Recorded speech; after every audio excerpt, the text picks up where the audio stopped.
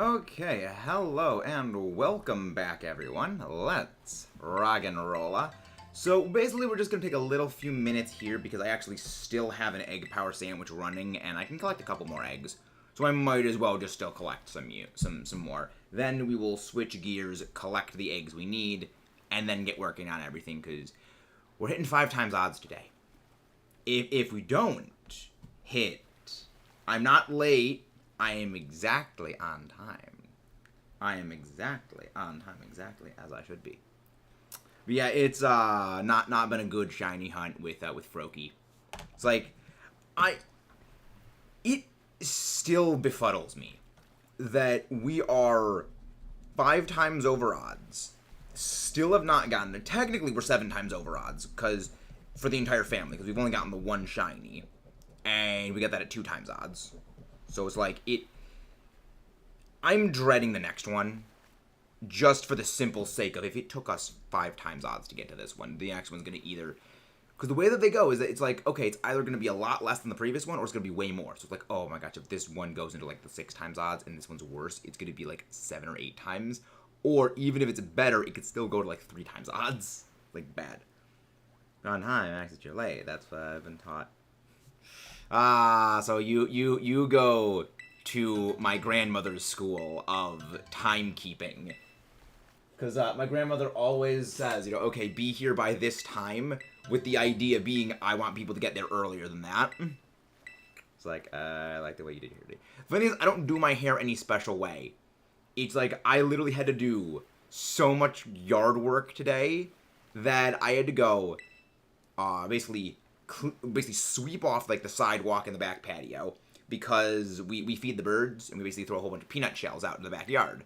And the chipmunks, squirrels, all those things there. The blue jays like to break open the shells and leave the shells there, and it looks really, really, really unsightly.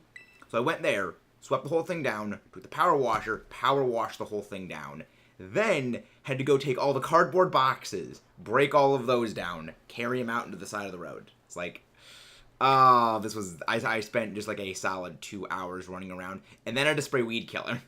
So I took a shower after doing all that, and working on in like the dusty garage, like, oh, well now I have to go spray the weed killer everywhere, the poisonous weed killer. So to shower again, because don't want the toxic weed killer stuff on my hands. So it's like, this is 2 showers worth of hair right here, and I don't like that. Okay, there we go, that is all of the eggs collected. Let's turn this off, grab this controller, prevent the Froakie from evolving. I don't like, it may look nice, but the issue is the amount of work it took to get there. Because I don't style my hair. I don't, brush and comb and, neaten it up a certain way. It's like, I just like, okay, I don't care. Let me just, okay, good, hair is, it's there. It is just, make it no longer in my eyes, and then we move on. Also, where the freak is there's my spare Volcarona. There's my spare Volcarona. I needed to, I redid my boxes because of the battle stream yesterday, which we are going to be getting back into our battle streams. So, we're probably going to be doing a weekly battle stream every Sunday. Right. I am going to be moving out one of these eggs, putting that there, because my OCD demands I have everything be properly on track.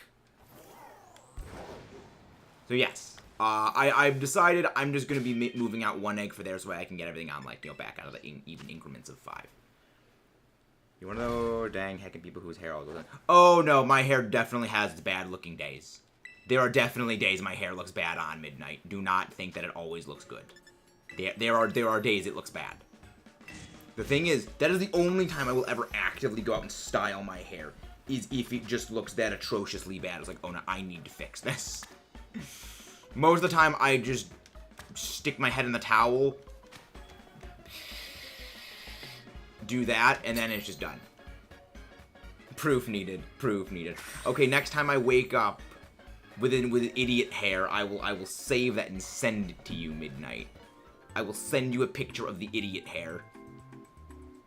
By the way, how are you doing, everyone? Welcome in today. If you haven't done so already, please don't forget to leave a like and subscribe. After all that nonsense. Proof is required. Disbelief. But yeah, I'm honestly debating if we are even going to do a Tears of the Kingdom stream later tonight. Because all that running around today, early morning, kind of got me a little tired. And I'm just like, I really don't want to be exhausted for Tears of the Kingdom because I don't want to be playing crappy. But we'll see. Double checked and indeed. Enjoying delicious food. Pickles are not delicious food. Pickles are not. Pickles are the opposite of delicious food. Like, pickles are one of the furthest things you can get from delicious. Delicious food is stuff like bacon, Oreos, burgers. Not pickles. Not pickles. Playing crappy equals more bomb arrows. No! Exactly! Exactly midnight. And my bomb arrow supply is not doing well. I need to go get more of them. We need to get a jar of endless pickles. Mudkip, you know what I do with that? I just burn it. I just light that jar of endless pickles on fire. And be done with it. Yeah, so it looks like so far. Looks like Mr. Dungeon Sky is winning the race. No one wants to see the Heart Gold Soul Silver, the Soul Silver Shiny Hunt series. No one wants to see that. The jar is fireproof. Ooh. Well played, Monkey. Well played. Okay, that explains it. That explains the singular vote for Soul Silver. The singular vote for Soul Silver. Yeah, we are, yeah, no, we're gonna go over odd. Like, this is gonna be the box where we hit the odds. I did Poipole. Yeah. I'm looking forward to the Poipole Shiny Hunt again. Like, there's a bunch of Shiny Hunts that have been on hiatus, and I want to get working on those. So we'll get working on those. I really want to see a Pokemon game I haven't really seen it. Well, see, Midnight. If you want to see Heart Gold and Soul Silver, I would highly recommend you go and check out the Let's Play series that we did on Heart Gold and Soul Silver. If you want to see Maxis from freaking 5 years ago acting like an absolute moron, you will get that in that series. That is the first series I ever made, and I am not at all proud of it at all. Hey, Midnight. I already have a series for Heart Gold and Soul Silver. It's like, you said you wanted to see a game you haven't seen before. I merely am providing an avenue for that. You know, if you don't want the plugin, you don't ask the questions that I can easily answer by plugin. You walked into that one. 5 years. Yep. 5 years ago, idiot me. Well, even more idiot me. This was when I had no clue what I was doing. This is me when I had no clue what I was doing. You can tell the quality of the mic I was using back then was terrible. This is the headset I used back then with the mic. Because, you know, it's got the, that microphone there. Still keep the headset, I don't use the mic anymore. The mic is terrible. Might act like a moron? Exactly. I mean, that's just me all the time, except it was worse back then. Like, it was... You sound like a child. No. It just didn't sound as good. The audio quality was significantly worse. Yes, that was before the Rock Nerd Mudkip. That was before the Rock Nerd.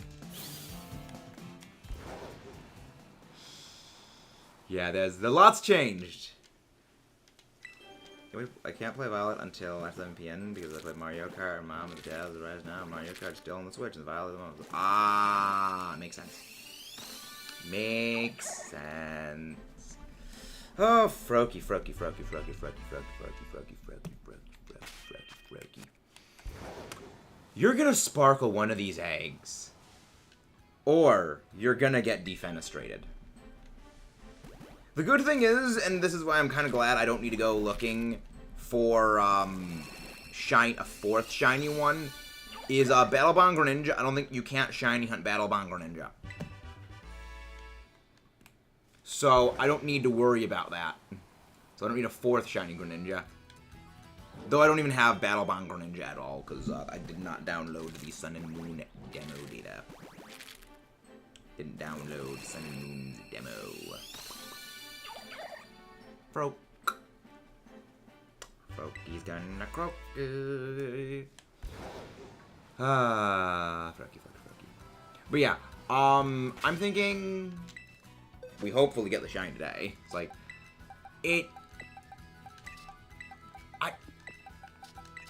I do wonder what the highest Masuda hunt any of us have ever had. I mean, we know Sly is still on his shiny Sprigatito hunt, but that's self-inflicted because he wants the female shiny. I'm going for living shiny decks. Mine is a purpose. My overodds hunting for the thing is purposeful because it's for living shiny decks. Hey Meta, finally returned to it after 5 weeks in Hyrule. Pretty sure there's some things I need to get though. Well, the viewer battles. Yeah, we're probably going to be doing the battle streams every Sunday. I'm thinking of making that like a Sunday thing. I mean, you're 5 over odds. It's got to be soon, you know. We're soon, right? That's not how stats work. Not how stats work at all, Midnight. It just means that we're supremely unlucky. Remember, we didn't get our shiny Ho-Oh until we were nearly 7 times odds. So it's like, statistics, what are statistics? They don't matter. Statistics are just guidelines. They're not rules. Hey there, go Lilbert. Only shiny I desire as of now is shiny Scorbunny, which will evolve into Cinderace. I see. Also, guys, again, if you haven't done so already, please don't forget to leave a like and subscribe for more. Yeah, it's going pretty good. It's going well. I love how it's like, yeah, no, Mystery Dungeon. It's like everyone wants. I mean, you guys really want to see Mystery Dungeon again, which I'm completely okay with going back to frickin' Mystery Dungeon Explorers of the Sky. I love that game. I am entirely happy with it. I just need to reset the all the background layouts before we can get back to Skyward, to get back to the game. Mystery Dungeon Explorers of the Sky. So that's the only tricky part, is just resetting the backgrounds. Yeah. What's your take on YouTube using partnership? I have really no stake in it because here's the thing, I already got the partnership program and I don't really know what the changes are. I'm gonna get back to US. Don't worry, we'll eventually go back there, Mudkip. We'll eventually go back to UMUS. We'll go back to Poipole.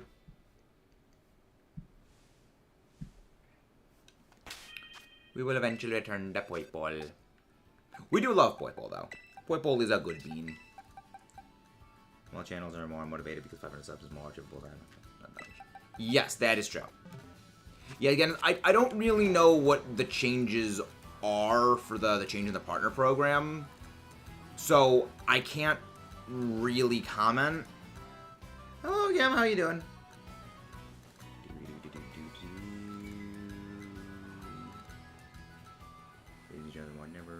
Hello, Crimson, how are you doing? How are you doing, Crimson? Does the homing cart track things in the air?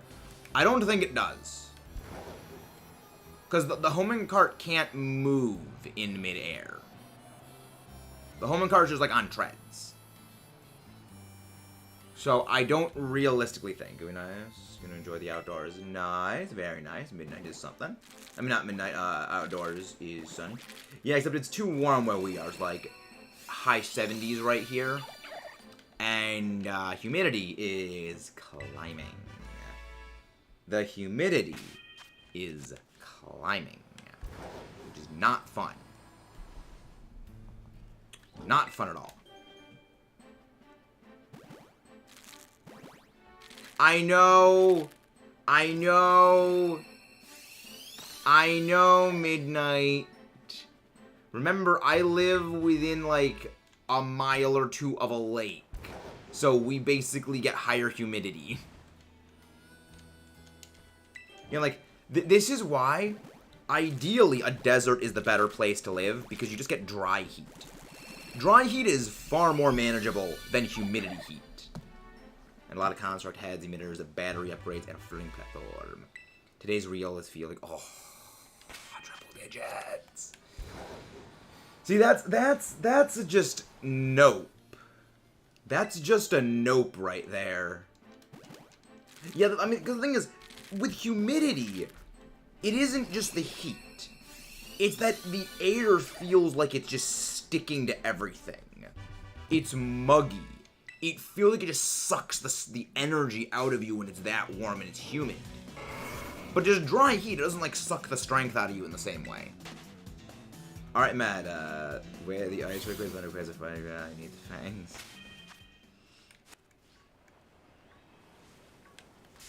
I mean, they're in their respective provinces.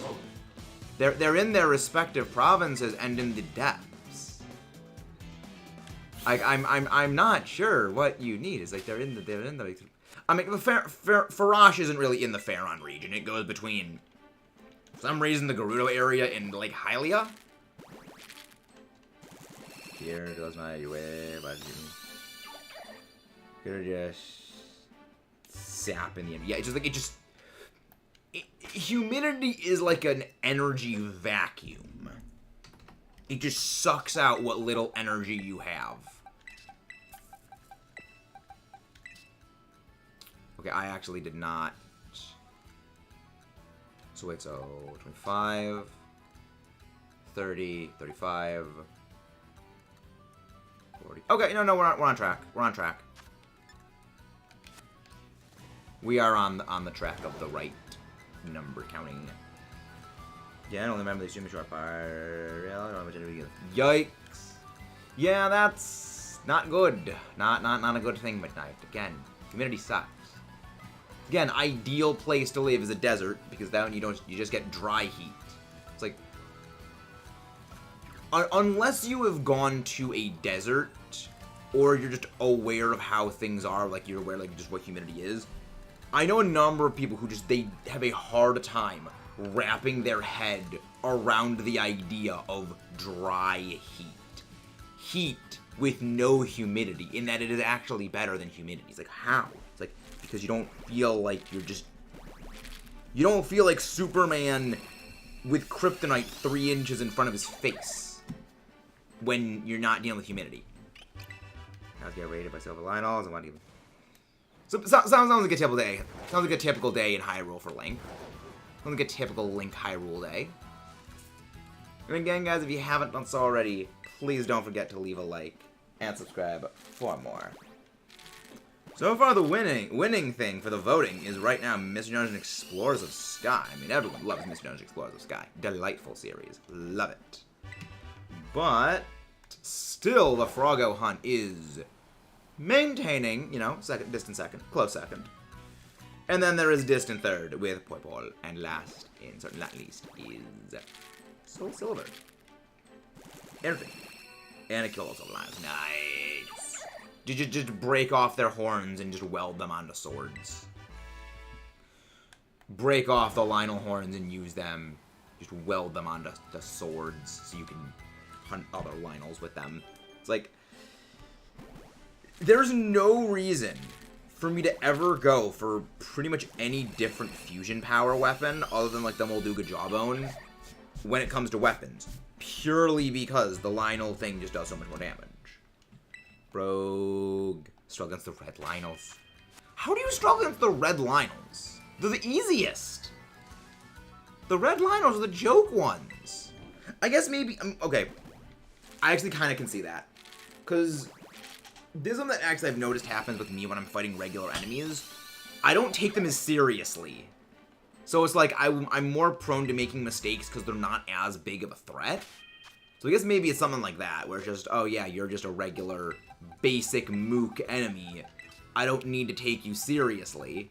It was like, oh no, plot twist, you actually do. Get clowned on. Reverse Uno card, bro. Can't even get to phase 2 of the Phantom Ganon. To be fair, the Gloom Hands are not that annoying once you just bomb arrow them. That's the reason why for a while I always had a rocket shield so I could just rocket up into the sky and then just bomb arrow bombard them. But after a while I was like, I don't need that anymore. The thing is, the way that you have to defeat the Gloom Hands is you need to basically beat all of the hands quickly. Because if one of them is still alive, after a set interval of time, the other hands will start resurrecting. So you need to put the Gloom Hands down fast. I need to go soon, frog. Yeah, I mean, that makes sense. Those Hyrule Castle Ganons make sense. There's 5 of them. You know, it's like, it's a 5v5. Okay, I was gonna say, it's like one... Okay, yeah, that one makes sense. I'd recommend, if you're struggling with Hyrule Castle ones, what I would do is, if you can get damage up armor, or increase your armor's resistance, that you go do the side quest to unlock the Great Fairy, start upgrading your armors. I'd recommend that so you have a little bit more bulk. Yeah, there's only one mention of Cass in the entire game, and it is after you do all of the quests to get the Frogman suit. The only mention in the game is Pen saying, you know, just commenting indirectly on Cass.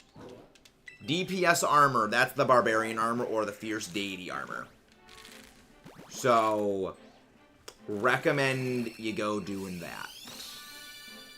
I recommend looking up on IGN where that is, because I don't know off the top of my head where they are. Hello there, the best RNG. How are you doing? We are not having the best RNG at all, because right now, we have hit... We are close to hitting 5 times odds.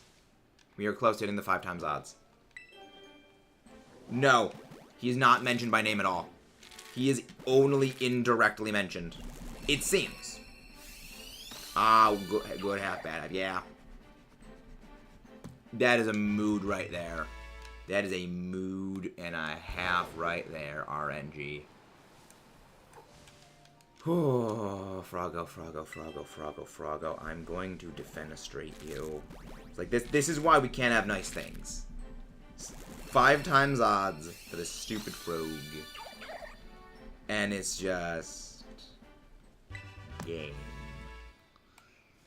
is just screwing with us. 550. 550. 10 more eggs, and it is an even 5 times odds. Nope, no shiny Goomy. No Sparkle Gloom. Yeah, it's it. I'm kind of surprised we haven't found any spare shinies just wandering around. I mean, we got the... got like the Mareep. Not the Mareep, the Flaffy, like a few days ago, but... Oh no, we got the, we got this with Blue 2 days ago. So we did get a spare shiny a few days ago then. We got one a few days ago and yesterday as well. So yeah, so we have gotten them. But I want actual shinies I need. Not giveaway shinies. That performed really well, my friend. I was saying... To be fair, that kind of is. I can see where they're coming from on that best. So the Flap now. Yeah, the Flap was a few days ago. The Swablu was yesterday. Like, I mean, I know I have a policy when it comes to, like, you know, people using my stuff. So I to a degree can understand that.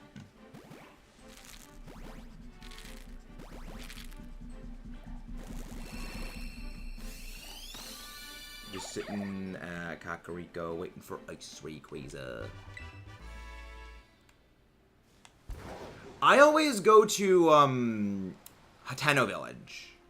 Well, not Hateno Village. I go to Mount Lanayru. And what I do is I just glide off of the cannon and just drop down the hole and see, oh, if they're not down there, okay, just go back and reboot. Because I think the whole cycle is like 20 or so minutes, I think. So it's just to cover more areas. I don't like the thing where I like to actually go do the glide and I like find stuff along the way.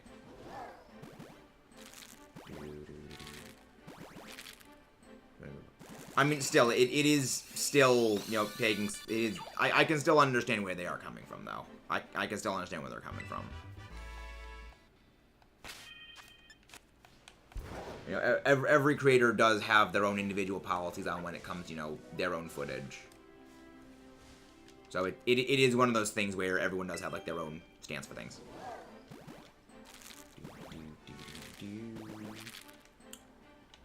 Oh, wow, Boybull got a bit of a jump. Boybull got a jump. Give me my shiny game. Alright, 5 more eggs, and then we are actually at 5 times odds. 5 eggs, 5 times, 5 suffering. Game being a shoe, Froakie being a shoe frog, that should be thrown into the eternal pit of fire and never seen again. I think we can all agree. I mean, if I actually do get it exactly on the egg that is 5 times odds, I'm gonna be happy. But it's also gonna be not really fun, but it's not gonna happen. I'm still surprised that it has gone on this long. Like, this is... Okay, Midnight. Bye-bye. Good thing actually is about you commenting on you needed to go. It does remind me, yeah, I have to also set up a new sandwich soon because you had to go about a half hour in. And every sandwich is about a half hour. So we've got... Well, we've got about maybe like 6-7 minutes before I gotta go. I just couldn't even check. I was like, wait, why is it not working? Oh, it's because the egg's hatching. Bye-bye, Midnight.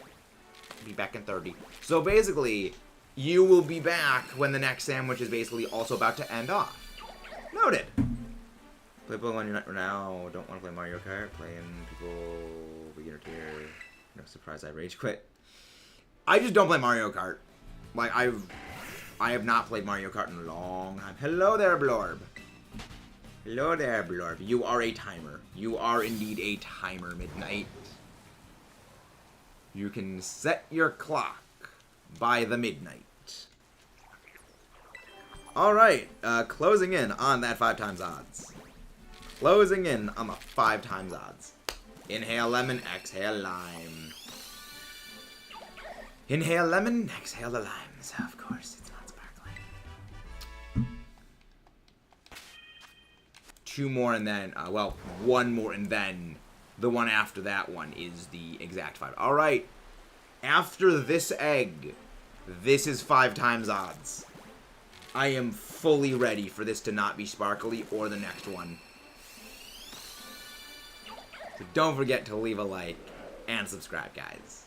It's time for more suffering, more nonsense, and more me wanting to throw this controller through the dang window. This game is starting to screw around. Nope. 5 times odds. 5 times odds.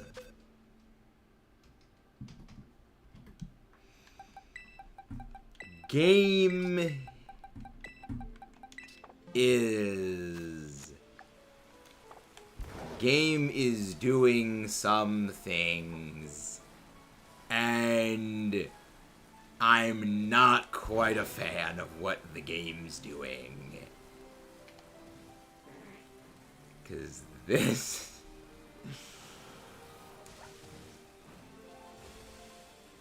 Yeah, no, it's not shiny. I always have to check to see if they're shiny or not, because, like, they are the small little funny little sushi fish. I enjoy the funny little sushi fish. Never actually had sushi. Kind of want to try sushi, though. I've heard good things about sushi. It's not that hard. Have you tried just getting a shiny? I have tried one, kid. The sushi fish does amuse me. The sushi fish is very amusing. I like the sushi fish. It's like, I like the sushi fish. Public sushi. No idea what that is. Never heard of that place. It was like, I've never, again, I've mentioned more, like, my food palate and, like, my tastes are disgustingly pure American. But it's like, you can't argue with burgers. You can't argue with how good burgers and steak are. It works. For a good reason. Probably. It's probably a southern thing. I've never heard of it up here. Tauros, you could screw off. Really, really detest Paldean Tauros. I hate these things. I hate Paldean Tauros. This is why I say they should make it so there's like a barrier around you that Pokemon cannot rush into you when you're in a battle or you're in egg hatching. You don't get bum rushed into oblivion by the stupid bull. Or the deer, which is just, curious.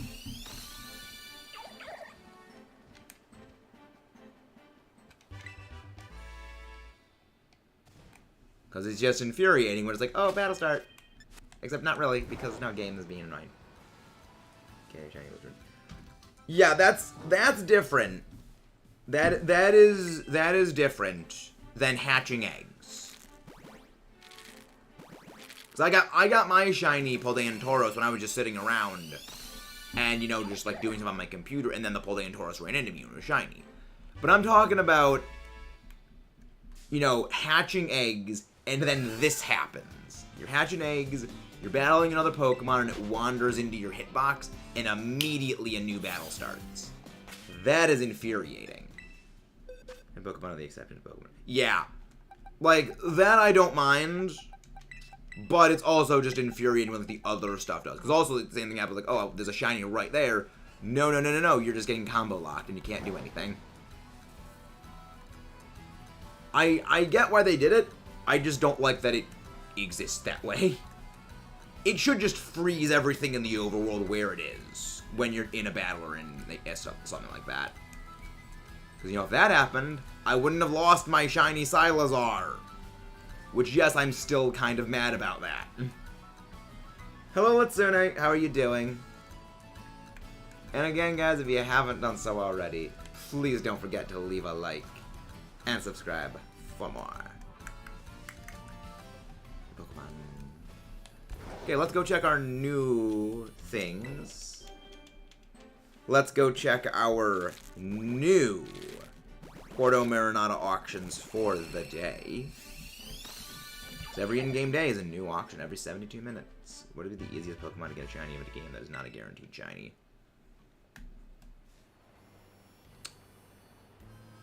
Easiest Pokemon to get shiny.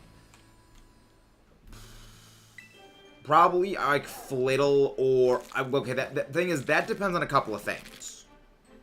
When you say easiest shiny, that means most exposure, shortest timer to encounter. It would depend on what you mean by easiest hunt, because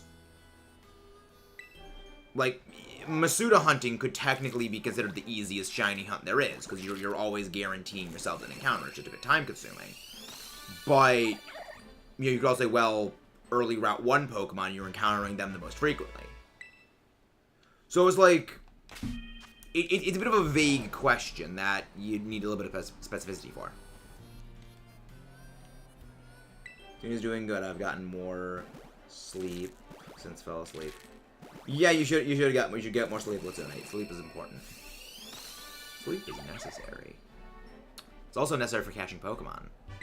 But yeah, I'd say there's a lot of things that could be classified as the easiest Pokemon to shiny hunt because of just the vagueness of the question. Bastile's not too long. I mean, again, that's anything with a shiny charm and encounter power.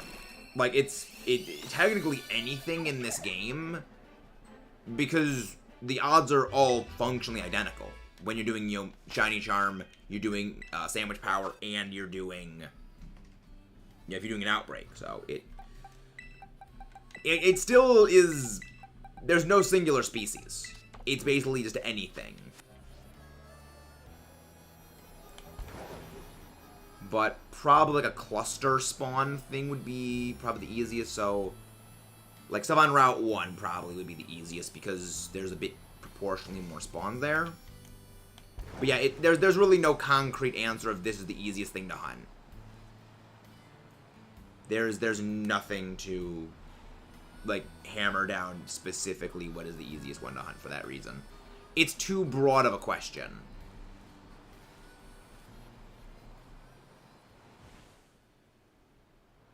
Also, do spotter how fast the encounters are. Well, again, that's the thing is the speed. The speed can be applied to everything because you just got to reset a picnic. Just, you know, get off your thing, picnic. You know, go in picnic, go unpicnic, and that resets all the spawns. So again, it still is technically anything in those early areas where everything is small. This game would be the one where it's the fastest in terms of a timer to hunt them. So it would have to be in this game, because also in the game, this is also the game where you can have the highest odds for encountering a shiny. So it would be this game.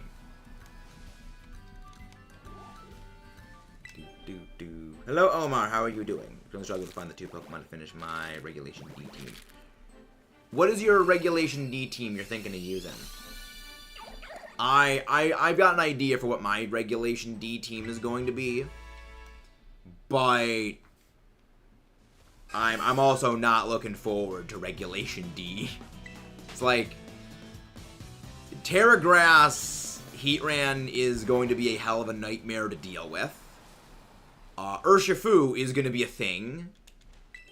So far I have Landorus, Rapid Strike, Urshifu, Rillaboom, and Sneasler. Ooh. What are you thinking of doing with Rillaboom? Just fake out tech? Because Rillaboom I don't think has Rillaboom doesn't have Grassy Glide anymore. So what are you thinking for the boom? What are you thinking of for the boom? Yeah, Urshifu is going to be the strongest thing. Okay, so it's basically just, okay, grass type punching thing. Okay. Yeah, it's like, I am so glad that Rillaboom lost Grassy Glide, because I legitimately really like Rillaboom. I just don't like grassy terrain, instant Grassy Glide, priority obliteration Rillaboom. It made it not fun to go against, and also made me dislike my favorite starter. Oh, here, Electric. Earth. I don't think Terra Electric Earth Eater. The thing is, the issue with the Terra Electric Earth Eater Urshifu is the setup required is way too long. That would require that would require 3/4 of your entire team you're bringing to do what is admittedly a very gimmicky strategy, and the issue with that is a single usage of Taunt would completely destroy that.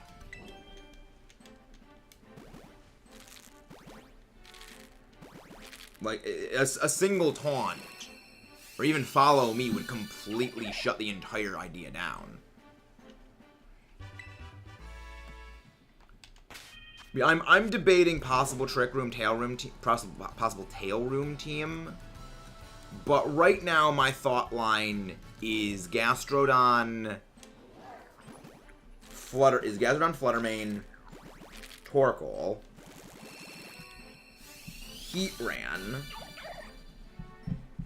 and a few things. I mean, Fluttermane, Torkoal, I'm definitely thinking is going to be my play, because I'm a big fan of Fluttermane. I really have a feeling Chi-Yu's probably going to start falling off soon. Because, like, same like all the Ruins legendaries where they're going to start falling off a bit. Well, this actually couldn't show up, so I'm back. Hey! Midnight has returned early, and we didn't get a shiny, so you didn't miss out on anything, Midnight. Mandalore was very unexpected.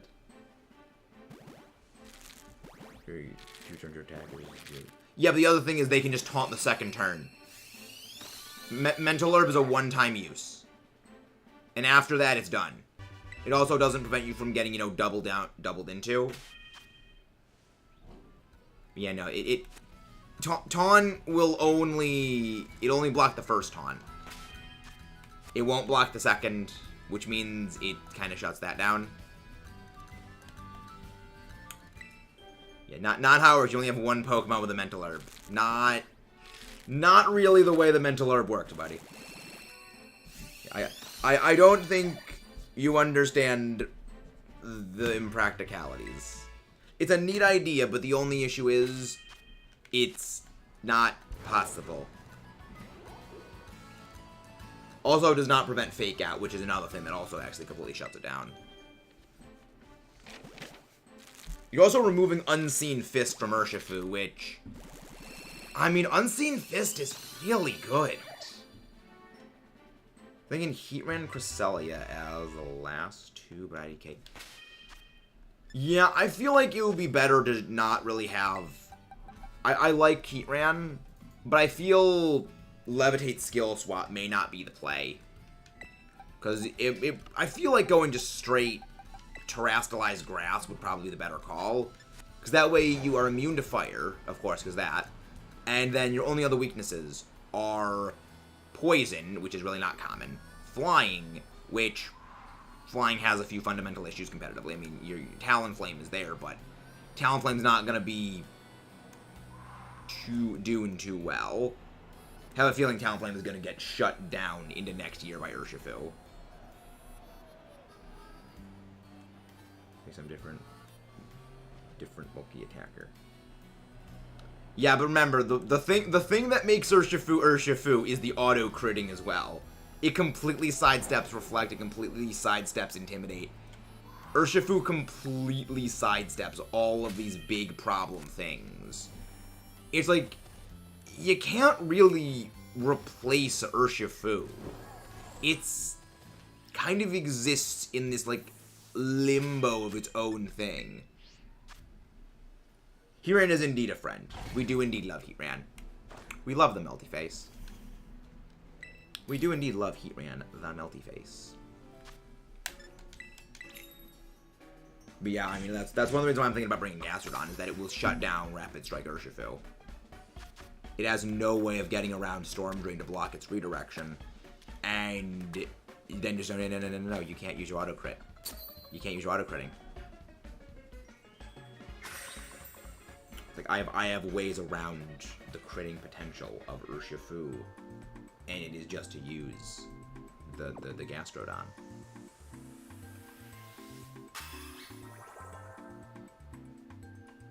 Not another Urshifu. Dark Urshifu is not as good in doubles as Water Urshifu. The main reason being Dark Urshifu is better in singles, Water is better in doubles because of its different moveset, and the other thing of just all the fairy types. All of... Granted, I think with Terastallizing, it probably could have a bit of a better position where it just sheds its crippling quad fairy weakness. Plus, it's also weak to other Urshifu, which is an issue. Yeah, I guess maybe Dark Urshifu could, you know, have a place with the Terastallizing. And the poor little tot didn't make it day because she was like, no. Well, at the very least, they're not getting others sick. So, like, they're staying home, and they're not getting others sick. It's not a hard counter. The Urshifu Rapid Strike is the issue. That's the issue. Yes, but the other issue is that Fairy, especially, you know, Fluttermane, is extremely good and deletes Urshifu Dark. Tear Poison Urshifu. Ooh, fun. Fun. But then the issue is, like, Indeedee teams. Indeedee teams are gonna come in and just eat that alive. So it's like, I feel Rain teams, like Rain Urshifu is gonna be a really, really powerful thing, which is, again, one of the reasons I want to go from Garchomp. Like, Gastrodon. It's just such a shame there isn't a strong Ice-type move that deals super effective damage to Water types. Wait, there is. My second favorite move in the entire series, Freeze Dry. Yeah, I'm looking forward to Freeze Dry shenanigans. Because, like, when we get when we get Alola Ninetales coming back, because we saw Ninetales was one of the DLC Pokemon, like, when they showed the whole infographic on the Pokemon Presents stream, you know, 4 or 5 months ago. We saw Ninetales was in there, which means Alola Ninetales is also coming back, which means snow teams have already been, you know, pretty decent. There's been some decent snow teams that have been, you know, working and moving and grooving. Well, now, imagine snow teams with a better snow setter that is an ability that isn't Chilly Reception, that isn't Abomasnow, and now you have that, and it's just really good. Normal Flutter Mane is likely to get ogred by a single strike. Yes, but that's the thing. Rapid Strikes need to survive the Flutter Mane is the real trick. There's a lot of things that can delete Flutter Mane from existence. The issue is you surviving the Flutter Mane to delete it back. That's the little crux of the issue right there. Is not getting posted. In the middle of building a Sun team. Ooh, fun. How goes the Sun team, Kayla? I fully admit I am bad at Mario Kart, Mudkip, and I fully embrace it. Love the way I said what, Midnight?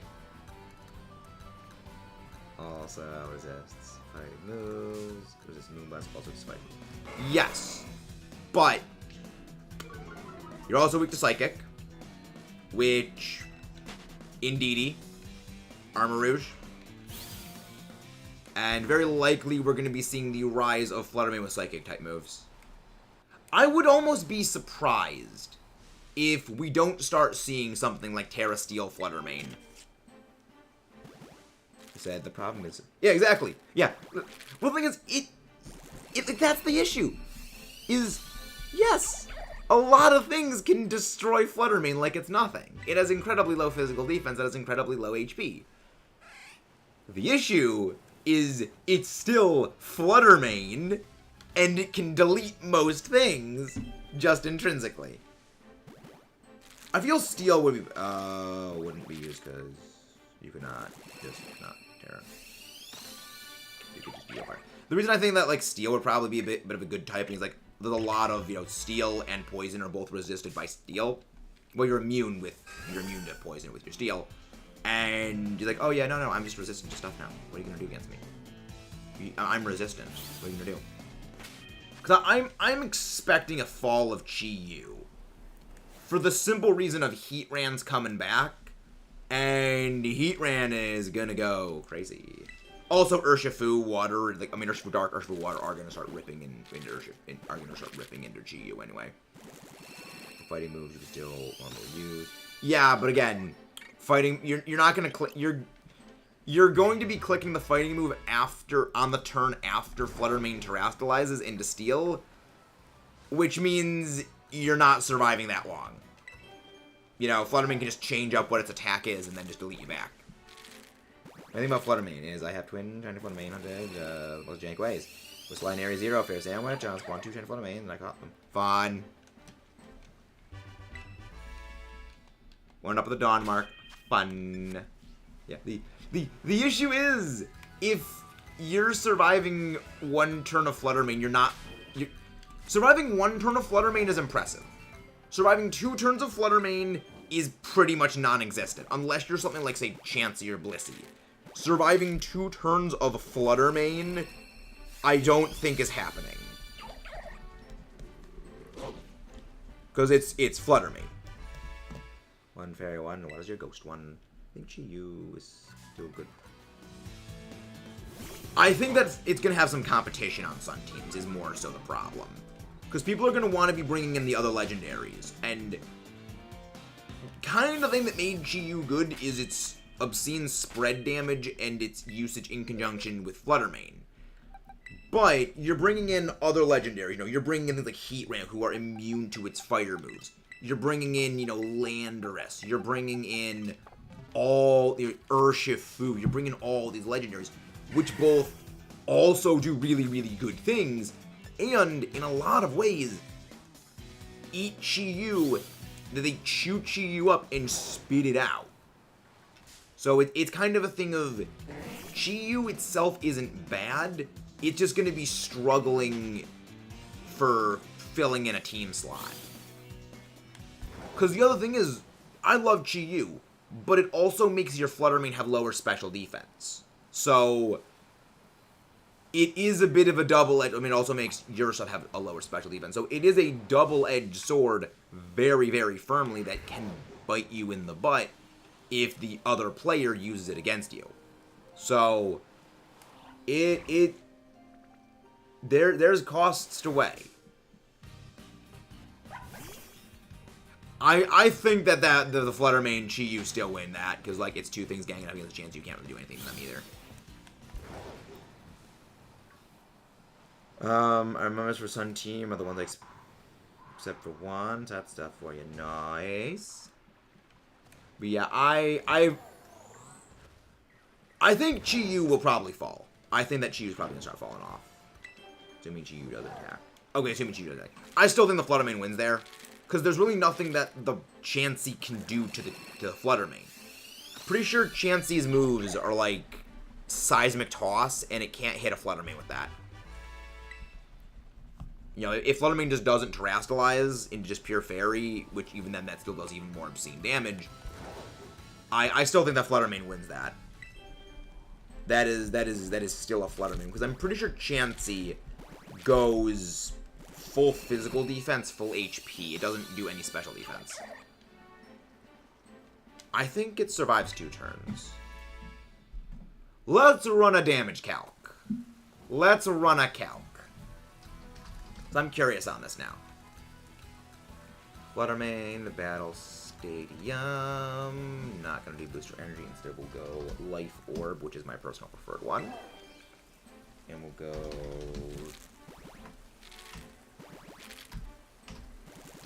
Chansey. 5, 252. They don't go for any, so they don't go for any physical defense. Nature. I'll go for item Eviolite. We're gonna go doubles, Beads of Ruin, Terrestrialize Fairy. It actually survives. It actually does survive 3 turns. Well, chance of surviving 3 turns. Yeah, it has a chance of surviving 3 turns. But, it clearly survives 3 turns. But if it has Moonblast, it's gone. If the Flutter Mane's got Moonblast, it's deleted. Hey, thank you very much for that, Sneaky Fox. Thank you very much. Imagine the anime buff Chansey. Yeah, no, Flutter Mane destroys it. Flutter Mane destroys that. Thank you very much for that dono, Sneaky. Thank you very much for that. Wonder why the thing isn't popping up on the thing yet. Yeah, no, Flutter Mane is terrifying. Flutter Mane is a very terrifying thing for a very large number of reasons. We'll be packing a Violet Chansey, Wo-Chen, just catch everybody off guard. Wo-Chen. There we go, yeah. For some reason, it takes like a minute or two for the super chat thingy to come in, but thank you very much for that. What if Chansey tears into a resist? You're not terastallizing Chansey into that. You're not terastallizing Chansey. You terastallize for things like damage. That one looks darker. That could just be the shadow, but that Tauros looks darker. It could just be the shadow. Okay, yeah, it was just the shadow. Yeah, Chansey would not terastallize into a resist. It very, very rarely is support Pokemon terastallization a good idea. You generally want it to be your offensive Pokemon, and terastallizing with advantageous typing, you know, defensively or offensively. You're not really defensive you're not really support terastallize. The only thing I could ever think for that would be if you want to make it so like a certain Pokemon can't get taunted by can't get prankstered. The name is Arcanine, Torkoal, Talonflame, Typhlosion, Grimmsnar, and Hisuian. Hello there, Sky. Welcome in. How are you doing today? Interesting Sun team. Interesting Sun team. I shudder to think what will happen if it goes up against a Tyranitar, though. Glad you're doing well. Welcome in, Greenie! Welcome in, Greenie. Can one of the mods go grab Greenie's link? How are you doing, Greenie? And again, guys, if you haven't done so already, please don't forget to leave a like and subscribe. That's actually very close. That is very close. I'm doing okay today. I mean, aside from the fact that we're 5 times over odds on Stupid Froakie.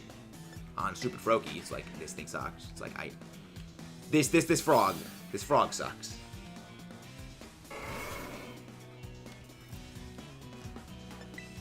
But yeah, I'm putting together. I'm not really a fan of Greninja at all, I'll be real, Sky. I don't care for Greninja. I'm only shiny hunting it because I'm doing a living shiny dex. So I need to get the shiny for everything. Paradox Pokemon are still... Yes! Paradox Pokemon do their best work on Sun teams. Yeah. Yeah, so Paradox Pokemon are at their best. Well, the past Paradoxes are at their best when they're on a Sun team. So, yes, I would say they are still good on a Sun team. That's actually the reason why you see a lot of Sun. I just never really was a fan of Greninja. Yeah, we also have Shiny Volcarona. We normally use our Shiny Volcarona as our egg hatcher, but that Volcarona is on our competitive battle teams. So that is in our battle boxes. And it's a big pain in the butt to bring it out, put it back in the battle box every single day. So I just got one of my auxiliary Volcarona, and I'm using that for hatching eggs. One I have seen in this game. I mean, there's gotta be worse ones. The odds without the charm are, I think, like 1 in 600 something. I think they're like 1 in 600 something. But we're doing Masuda Hunt with the shiny charm, so it's 1 in 512 for our odds. And yet it is still not appearing. There's a very good reason you are my least favorite starter, Greninja. And you are not reinforcing. You are not doing anything to help your case, Greninja. Season 4. Hello there, Logan. Logan, how are you doing? Welcome back, guys. Also, we have been getting subscriber purge like crazy lately. So if you guys are returning, please do not forget to make sure to check to see if you're still subscribed. Hey, Greenie! Thank you for becoming a member. Welcome to the Metal Crew. Welcome to the Metal Crew. Can we get another link drop for Greenie? Thank you, Greenie. So what are you going to be doing today, Greenie? What are the plans for today? But many, many thanks, Greenie. Let's go. Let's go, Pikachu. Eevee. Let's go. What is the let's go? What is the let's going? Okay, we've still got like 15 minutes before the next sandwich has to go. Yeah, we love the Allosaurus emote. We love the Allosaurus emote. We love dinosaurs, so it's like, we love the Allosaurus. Also, the Allosaurus. That's the Allosaurus from Fossil Fighters. We're big fans of Fossil Fighters here. I have not forgotten about Fossil Fighters Champions. Not Fossil Fighters Frontier. I have not forgotten about that series. It's just on, like, indefinite hiatus. Chilling today, V6. I'll probably be collecting Drampa eggs on the day off. Nice. What game are you hunting the Drampa in? Ultra Moon, Sun Moon, Sword Shield? What is the game that is the eggs are collecting in? Ah, Schward. Yeah, I used to prefer the Masuda collecting, the Masuda method in Sword and Shield, but then I was like, wait, I can just edit videos and not need to do that, not need to run in circles like an idiot when collecting eggs. I'll take a Froakie if you don't want. Oh, we've been hunting this thing for probably 5 months, intermittently. If you need a Froakie, I can trade you one, Logan. Because otherwise, all these Froakie are just going to get released. They're going to get put into Pokemon Home, deleted, never seen again. Hunting it for the orange color in the Rainbow Road Challenge. Ooh, fun. That sounds delightful. That sounds very delightful. Yeah, I can trade you one, Logan. After this sandwich ends out, I can do that.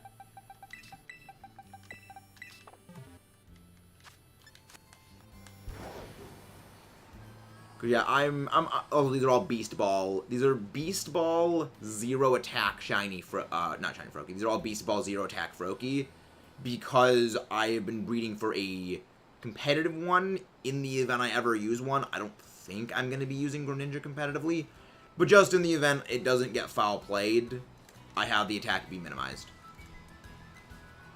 I said you using it. Yep, we are running sandwiches.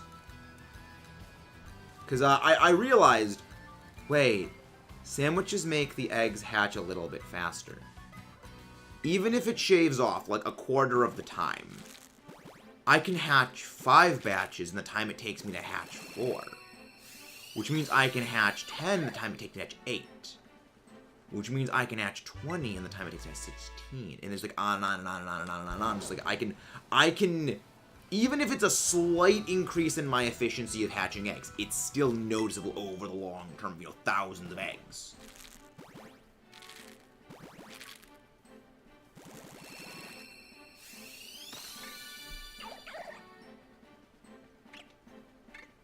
Yeah, I'm always happy to help people with stuff like that. I'm always happy to help people with, like, the stuff.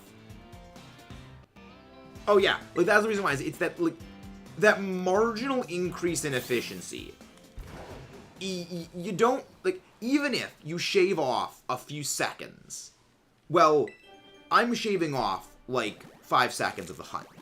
Okay, but multiply that, you know, like 10 seconds for a batch of 5 eggs. We'll multiply that out by literally hundreds of batches.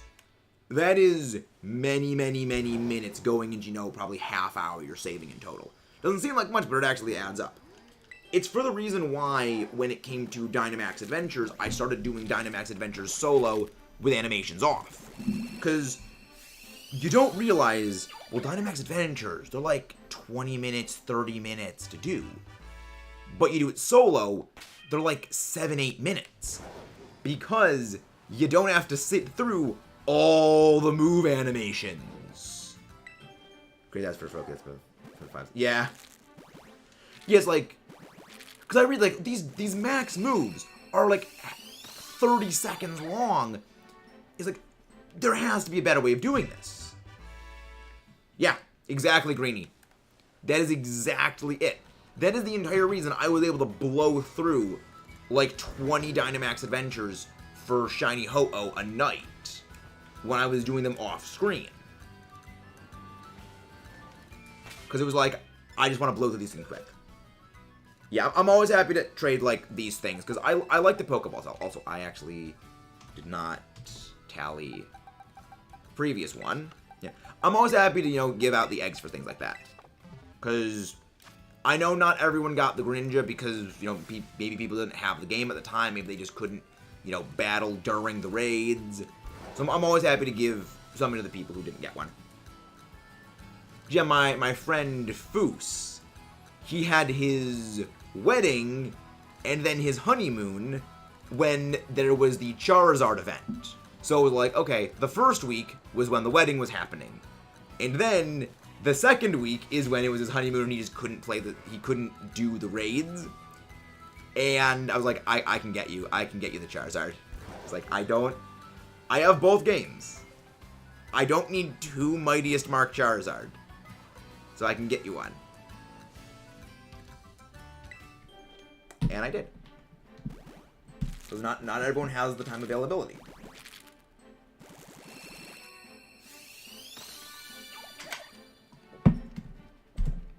I hate this stupid frog. I hate this frog. I can just do the trade right now. I can do the trade right now, Logan. Link code for the trade is going to be 19283746. It is our standard trade code. Pokemon Portal. Awesome. Honestly, say yes to that. Because I don't have my Switch left at home while this. So just, when would you be able to do the trade for that, Logan? Can I ask what you do for a living? I don't have a job right now. That's the thing. Right now, it's make videos is honestly the thing I'm doing for a living right now. You know, air quote living. Oh, 19283746. So it's like the way that I always did it was okay, 19283746. So it's like go to the opposite end of like the number pad.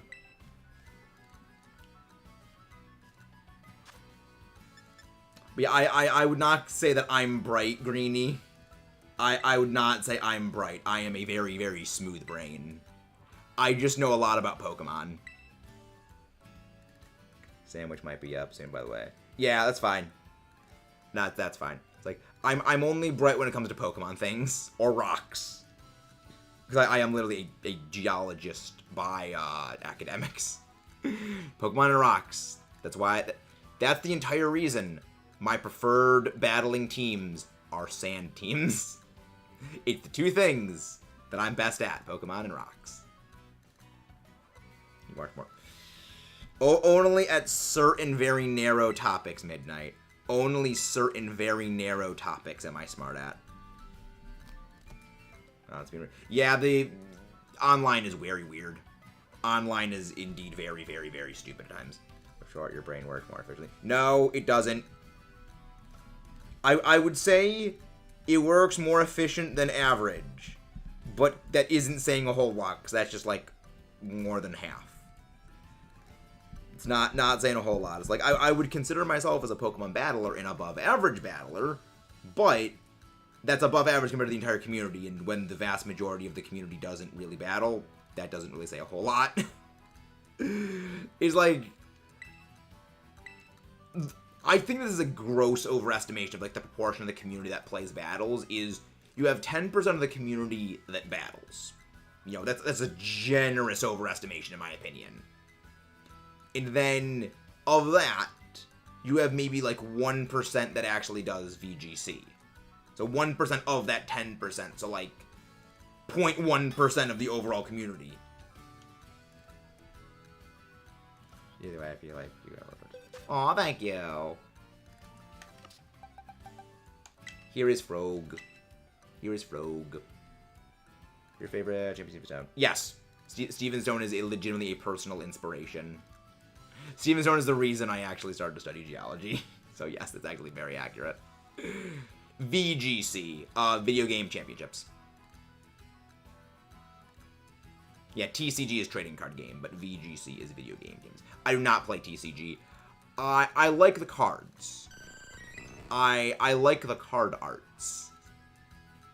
I would legitimately love to do TCG things, but I know I don't have the disposable income to buy the decks. Always happy to help, Logan. Always happy to help.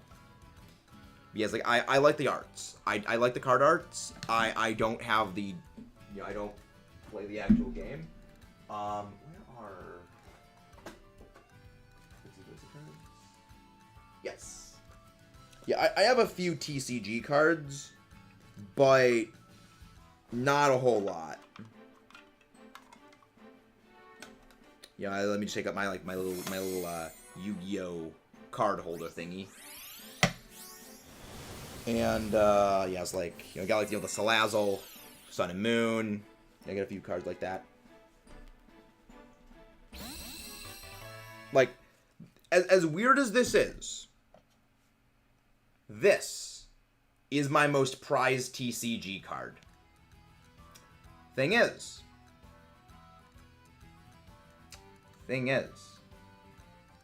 there's a reason this is my most treasured card.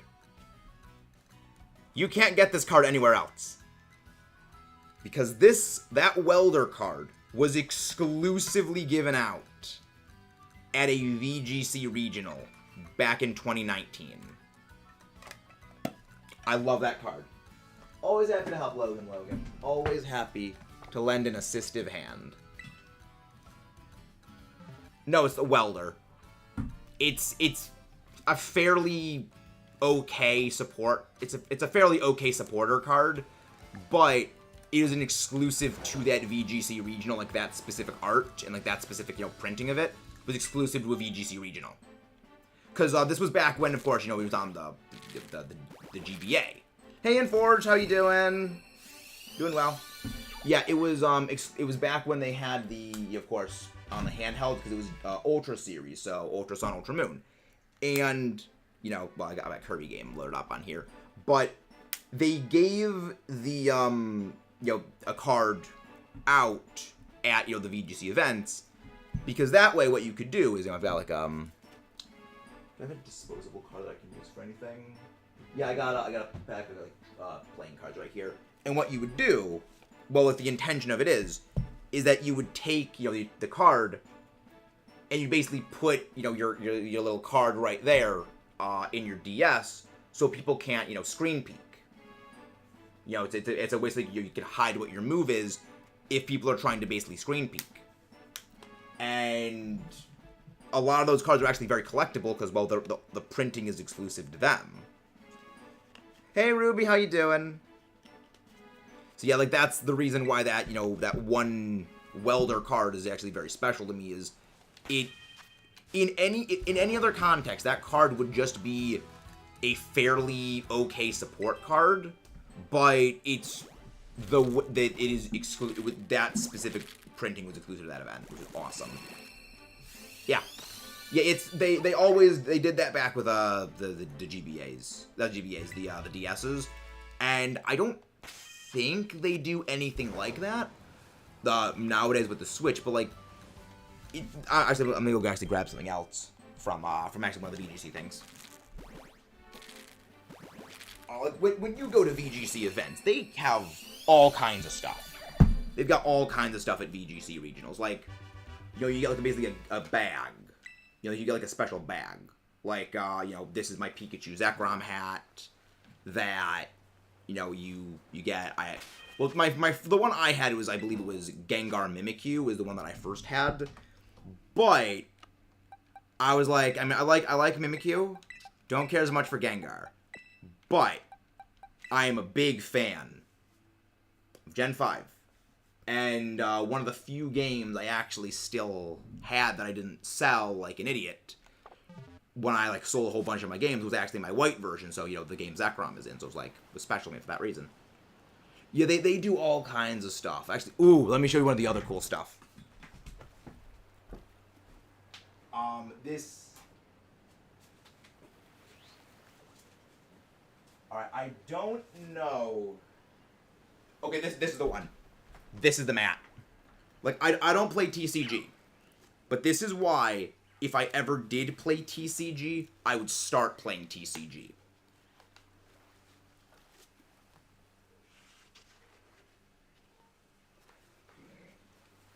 I love the mats. I love the TCG mats. It's just like the art. This, keep in mind, I got this in the Penn State Pokemon Club. So basically my college's Pokemon Club. Every year, I see that it was every semester, not every year. They would basically cumulatively, you would get points, and at the end of the, for basically, for competing in weekly events, placing well in events. So if you just show up, and you just show up, you get a certain amount of points. If you win, you get more points, and then if you do well, you get more points, and then if you win, you get even more points. And at the end of the year, like at the end of the semester, you can cash out your points, and you can build them up throughout the entire semester. So you can basically build up points across multiple semesters. And I was like, okay, I'm going to cash out my points. I want that TCG mat at the end of the year, and I got it. And it was like, I was happy I got that. It's like, keep in mind, that was a TCG mat they gave out at Worlds. Boston Worlds 2015, I believe, is what that one was. And they just had a spare one of that, just like hanging around at the club. It's like, I love that place. Like, I have so many memories of just positive things to say about that club. Without going into details, that club, like, legitimately saved my life and helped me through the darkest part of my life I've ever had, if it was not for that club. So it's like, the guys there, nothing but the utmost praise for. Yeah, great club. Like, they're great people that were in that club. And just one of the other reasons why is one of the people in that club, he defeated just someone you might know in the ring of Pokemon. You might have heard of Wolf Glick. One of the guys in the club beat them at one of the big tournaments in the finals. So I got my ass handed to me by someone who beat one of the best in the world. And I gave him a hard time in that fight too. So it's like, yeah, validation. Hey, Cherry. Yeah, I'm not going to go into the full details of the thing. I actually have a previous thing where I talked about that. The Mystery Dungeon series, actually, I talked about that a bit more. But, yeah, it's like, that club, legitimately, nothing but positive things to say about it. Some of the most wonderful people I have ever met, some of my best friends I met because of that club. It's actually, like, entirely because of that club I'm actually still doing videos. So it's like, I, in a large way, credit, like, everything here with them. No, I would get my ass handed to me on a silver platter by Wolf Glick. I would get beyond steamrolled by him. That's why someday that's why we're practicing. We're doing VGC stuff, so that way, one day, we're gonna get better, we're gonna win. One day, we're gonna go to Worlds. One day, we're gonna go to Worlds and we're gonna win. The people at those regionals are just, like, they're some of the nicest people you'll ever meet. It's, like, genuinely wonderful people you meet there, because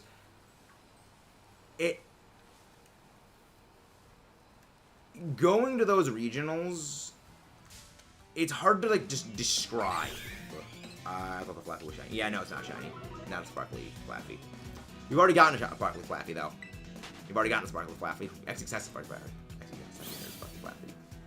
But yeah.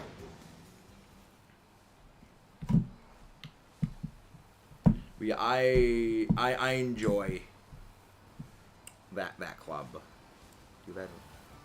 No, Wolf is not a cheater and a hacker. He plays legit.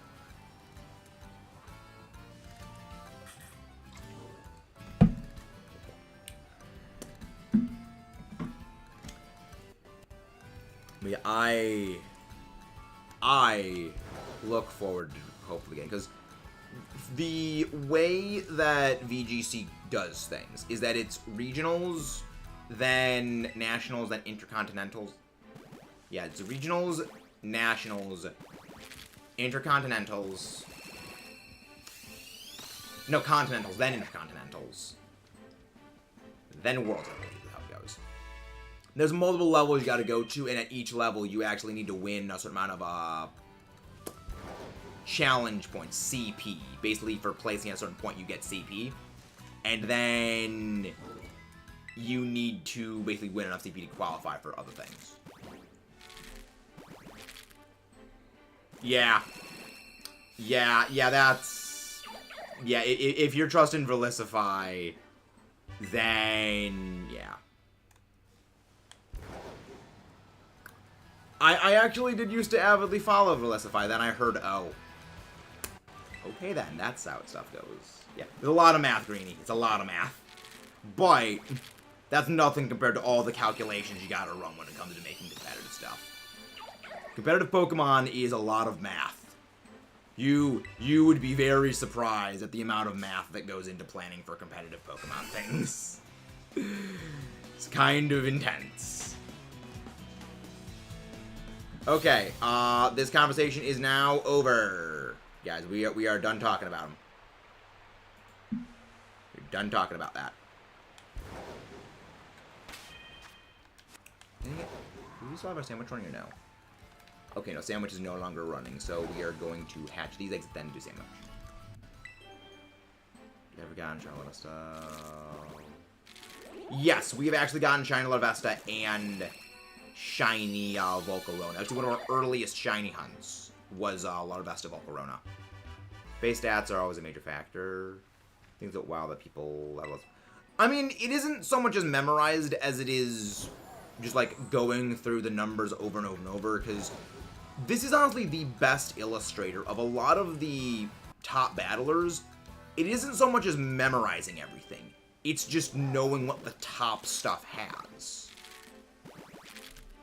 The best example of this was actually Sage in Park with Pachirisu, because when he brought Pachirisu out, a lot of the people he was going up against didn't know how to react to it. You know, the guy that he played up against in the Worlds, he didn't know how to react to it. This is actually interesting to note, specifically because prior to this, Pachirisu was actually a known thing that, oh yeah, Pachirisu, it gets these moves, it gets Nuzzle, it gets, you know, Follow Me, it gets all these things, but none of the top-level battlers ever considered it worth dedicating brain space to. Specifically because they thought it's such a bad Pokemon, it isn't worth, you know, running calcs for. It isn't worth, you know, logging away for the battles, you know, basically logging away in their basically filing away in their brain, oh, this is what Pachirisu gets. It was one of those things where they just did not ever consider it because they thought it wasn't good. Which is actually validating for them, because if you actually look after the fact, when people tried slapping Pachirisu onto every team they could think of, it just didn't work. Because it can no longer be a surprise factor. I don't know, again, Cherry, that's kind of what I was just saying. I don't know what the BSTs are. A lot of it isn't memorization of BSTs. It's basically logging the stat lines of what the important Pokemon are. Yeah, that's the whole reason Pachirisu was able to do what it did. It's kind of why whenever people are like, oh yeah, Pachirisu is an example of, you know, how any Pokemon can be good. It is an enormous false positive. There's a lot to unpack with the Pachirisu thing, and the main one is, well, after the fact, it just didn't work.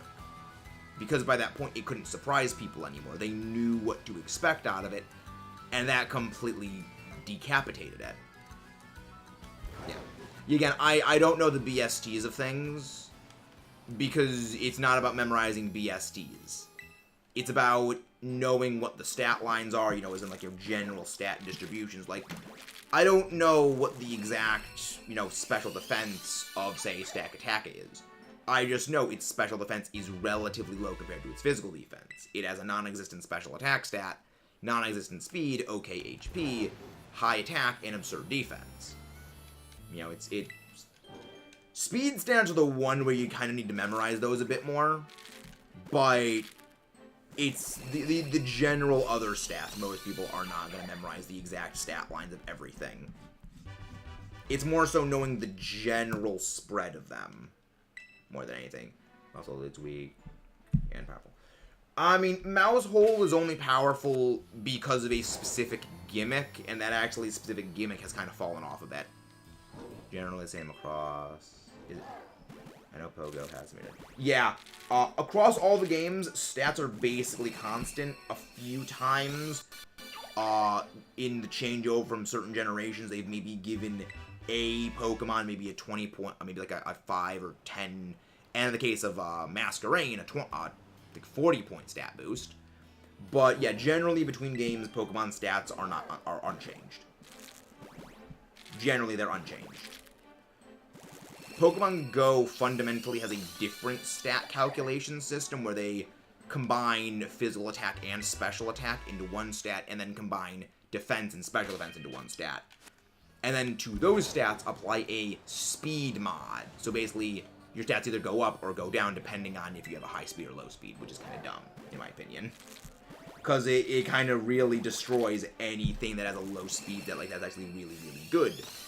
Because it's kind of weird to think about it like this, but a lot of the slower Pokemon are among some of the best competitively.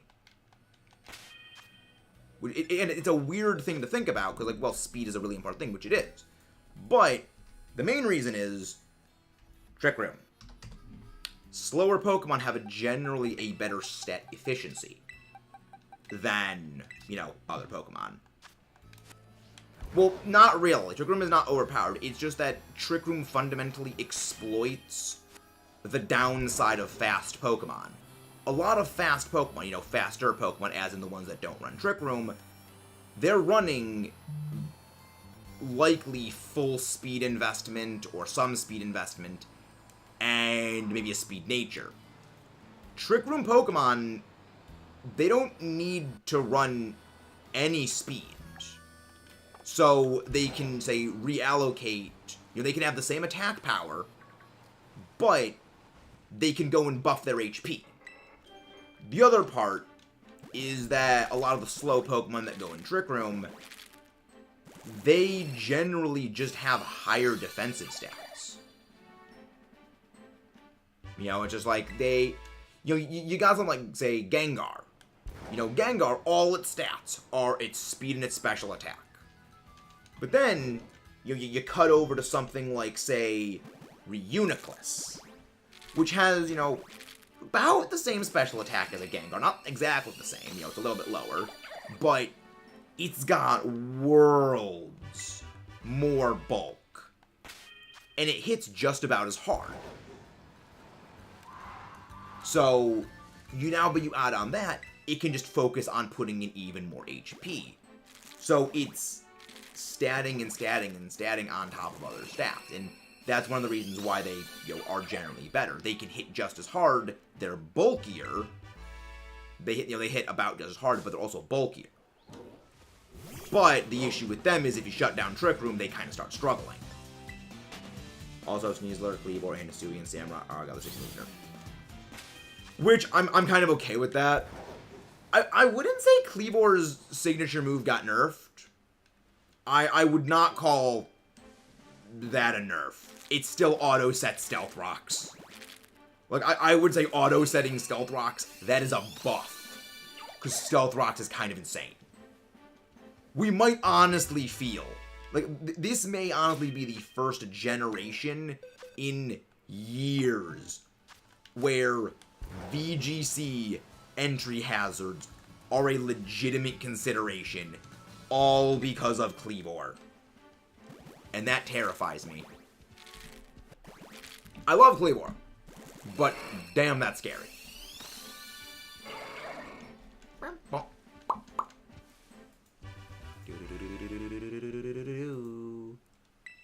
There we go, Regulation D rules. I wonder how much of a change... I want to see how big of a change Stone Axe's power was between the two games. Yeah, Shiny Kleavor. Honestly, Shiny Kleavor is not bad. It's not a bad one. What are VGC? VGC is Video Game Championships. It's just an acronym. Love. Stone Axe. Okay, 65 base power, 90 accuracy. That's what Stone Axe was back in sort of in that game. Stone Axe. You know, they didn't nerf Stone Axe. Stone Axe is honestly the exact same as it was back in Legends. Yeah, Stone Axe is the exact same. They did not nerf it. They kept it the same in terms of pure stats, and the buff is hazards. Oh, that's nightmares. Yeah, VGC. Yeah, for the first time we're probably going to be seeing, because VGC is double battles. Yeah, that's exactly my point, Blorb, is that Stealth Rocks didn't exist back in Legends Arceus.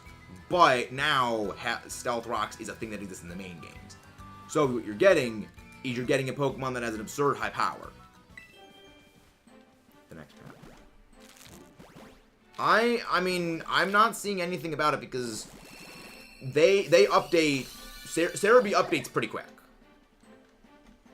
I'm trusting Cerebi. I mean, if they do nerf it, that would be surprising.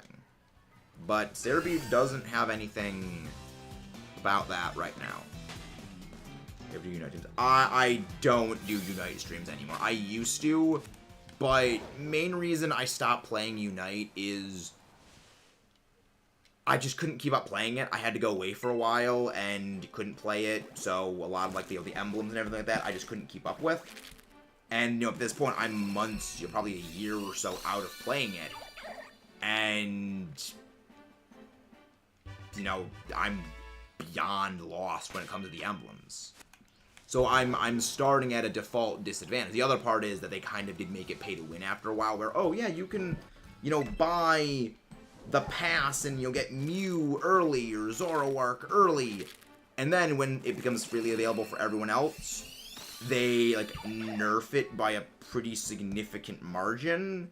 So it's like, you win with it early on and you pay for it, but then after that, they nerf it when it becomes free for everyone. So it's like, I don't agree with that business practice. If you ever pick it back up, same boat.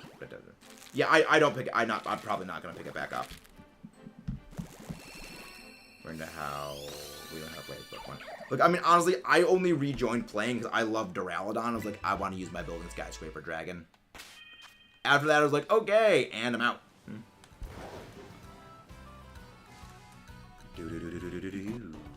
What is a Dire Claw, though? What did they change with Dire Claw? Ursaluna. Basculegion. Meadlor. Alright, Dire Claw. So Dire Claw, chance to lose sleep, base power, accuracy rate, effective rate 50%. Sure, okay, no. Dire Claw's pretty lame. Again, I will look to see if they change it, but I'm hesitant to trust any leaks. I don't trust leaks. Yeah, it's dumb that they cause. Yeah, I mean, it makes sense that they do that. It's kind of the point of games like MOBAs, I think is what the kind of game is called. But it's, I wouldn't say it's a good business practice to keep doing that, because again, when you're putting characters out there to, buy them and get earlier access to them, and then you nerf them immediately after, that I think that's a little scummy. Well, not a little, that's very scummy.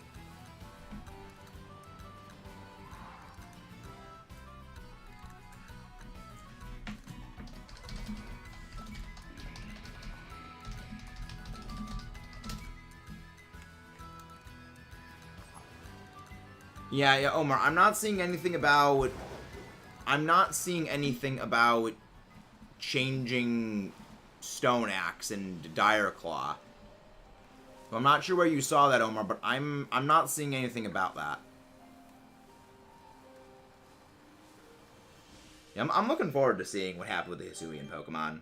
Stats and move power. Yeah. There's some changes that Unite did that's like, I'm thinking I'm not gonna do this. It's like, I enjoyed Duraludon. It was fun playing Duraludon. And getting the snipes with it, because it was just fun going into Building Dragon Turret Laser mode. But After that, it kind of novelty kind of wore off.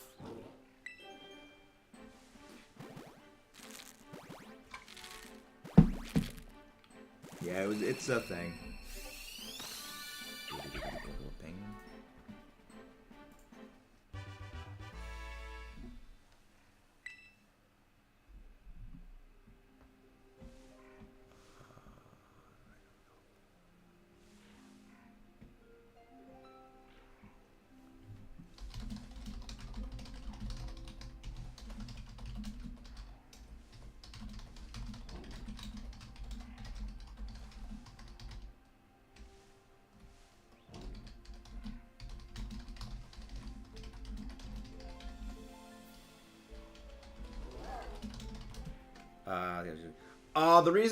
The reason why they have some Skyview towers that refuse to work is so you can't just instantly do everything. You gotta basically do a side quest for it. Yeah. I'll be real. I don't hate that they do that with a couple of the things. Like, for a few of them, it was kind of entertaining. For some of the others, it was annoying. You know. I enjoyed the one I enjoyed the one where you needed to, like, use Ascension to go underground and then, you know, use Ascension to go up into it. I enjoyed the one. I like the one, like, oh no, I can just use I can just use climb to the top and jump straight down. That was fun. I like that, but then there's other ones where it's like, yeah, no, you gotta, like, do this annoying thing for it. It's like, that's kind of not fun. But yeah, they do it because in Breath of the Wild, you could just go up to the towers, register things, and then you're done. I think they wanted to make it at least a little more challenging for people. You know, kind of gently nudge you in the direction of trying to puzzle solve. Because Tears of the Kingdom's power sets are much more...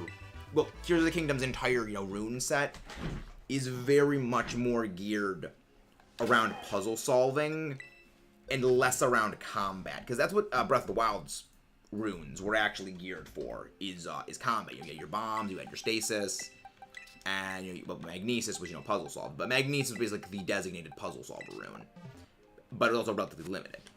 Whereas, you know, this is like all puzzle solve, with Ultra Hand, Ascension, Recall, and like your one combat rune is like, it's indirect combat rune, because it just lets you fuse on stuff to your weapons and your shields to augment your own battle abilities.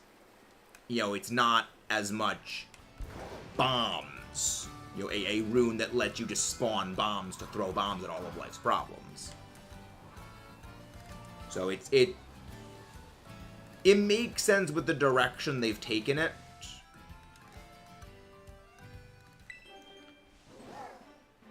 They're not nerfed. It was just fix the critical ratio for this. Yeah, well, the thing you gotta remember, there's a critical hit rate adjustment difference between the two games.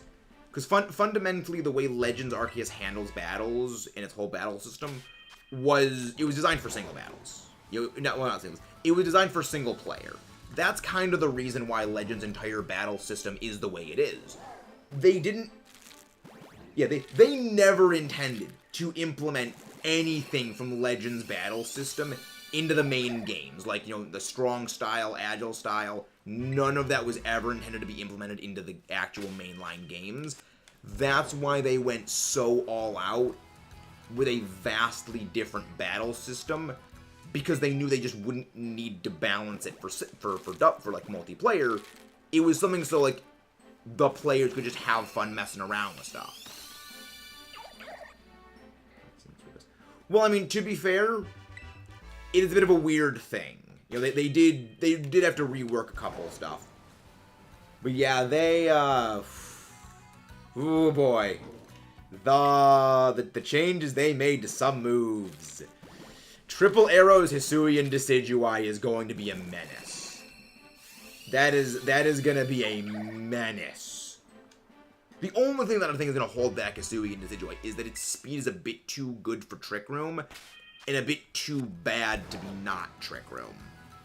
So, it's a thing. But even then, like, freaking scrappy triple arrows to slap ghost types. No, we're not talking about Unite. We're talking about the Hisuian forms and, like, the insanity that the Hisuian forms are. It's like, I love Decidueye. I love Hisuian Decidueye, but Buddy is crazy. I feel like the sleeper, though, I feel like the sleeper Hisuian Pokemon is actually Hisuian Typhlosion. Because, like, Infernal Parade's still got that burn chance. It's got double damage when it's hitting a status-inflicted target. And, you know, it's decently fast. It's like, I can see it. I think the only reason why it's getting, like, overlooked for other things is that we do have a number of, like, really good... We have a really good Flash Fire user right now, you know, Armor Rouge. But I feel like, I think Hisuian Typhlosion's got some zest. It's got some stuff. Hello, Morg Morning. Welcome back. How you doing, Morg? But yeah, again, guys, if you haven't done so already, please don't forget to leave a like and subscribe for more. I'm pretty sure Infernal Parade's got a 30% chance of burning. Infernal Parade. Infernal Parade, Scarlet Violet. Yeah, 30% chance of burning. Yeah, like, 60 base power. Okay. Not strong, but 30% chance of burning, and when it's hitting a status target, it does double damage. Ooh, Hisuian Typhlosion's got Frisk. Alright. I thought it still had I thought it had Flash Fire, but okay, that's actually something. Doing good? Hey, nice! Getting close. Friend was using Hisuian to Decidueye Trick Room and ran Razor Claw on the signature move. Razor Claw. Ooh, that's interesting. That, I'm pretty sure that's a 25% chance of critical hitting every single time it uses that. And the reason I remember that is because it's actually a derivative to a degree of what Togekiss did back in Scarlet Violet. Not Scarlet Violet, Sword and Shield, whereas Togekiss would use a Super Lux Scope Lens. You know, just like spam Dazzling Gleam and just do all kinds of shenanigans with that. But yeah, I definitely have a feeling Hisuian Decidueye is going to be like the big power player. But Hisuian Typhlosion, I think, is the sleeper. I think Hisuian Typhlosion is going to be the absolute sleeper. Just because that burn chance with Infernal Parade is that good. And it's an offensive Frisk user. You know, you can have a glass cannon that's using Frisk to, you know, scout what the enemy's got and do out some pretty absurd damage. You're not like, you know, it's nowhere near Charizard levels of, it's nowhere near like Sun Charizard levels of damage. But like 119 special attack and 95 base speed, that's not bad. So it's like, that's gonna be something. I look forward to seeing Regulation D, how it all shapes up, but my one worry is just Urshifu spam. Urshifu spam. Also, that would do some decent damage to Urshifu, all things considered. That would be actually... I'll need to experiment. I'm working on my team for Regulation D, but man, there's a lot of options. I might honestly need to build like 3 sample teams for Regulation D. It's like, well then again, the only competition, then again, you could probably run Hisuian Typhlosion in conjunction with Flutter and not really have too much overlap. So it still work well on the Sun team with Torkoal anyway, so that actually works. Yeah, let me go grab the playbook. Start jotting down ideas for teams, because yeah, for those who don't know, this notebook, I call it the playbook.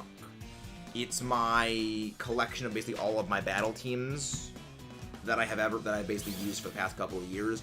I use it just to keep track of everything. It's like, okay, so this worked, this is what didn't work, here's how my battle record went, here's the weaknesses of the team, here's what I'm going to be, you know, potential fixes, here's what I did fix for the next team. Like, basically, iterate throughout things so I can go back. Like, okay, I'm noticing I'm still struggling with these issues.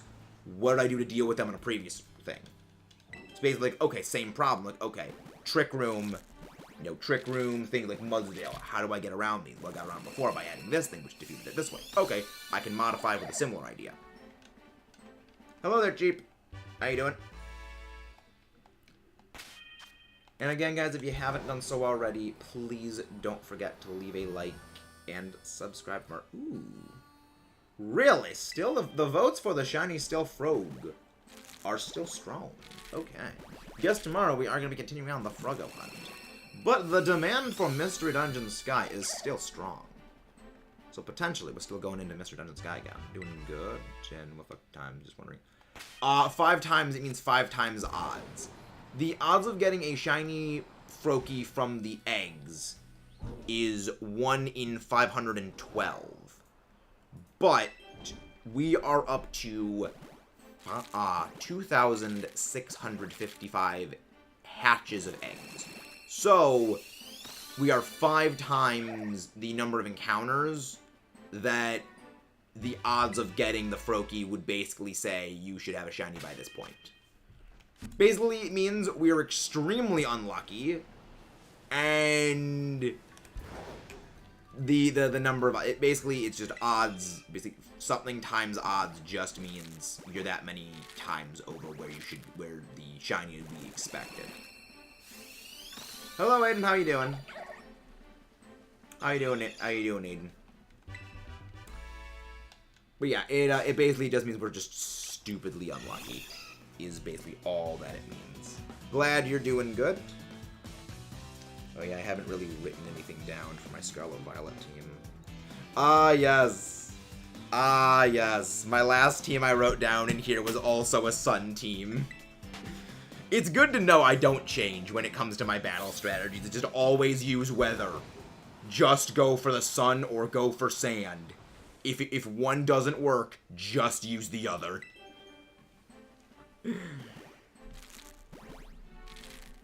Series.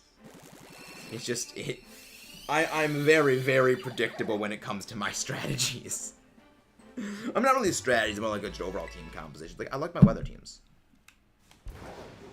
Granted, you gotta use weather in one way or another, whether you're deliberately shutting down paradoxes with their weather or you're using them to your own advantage. It's like there's no way around it. You gotta probably be using weather. And your weather's either gonna be rain or it's gonna be sun. Occasionally sand. Okay.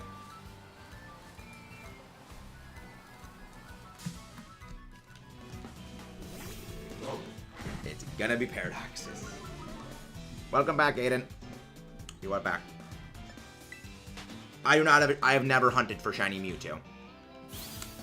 That's gonna be a shiny hunt we're eventually gonna do at some point, but I have not hunted for it. I've debated actually going back.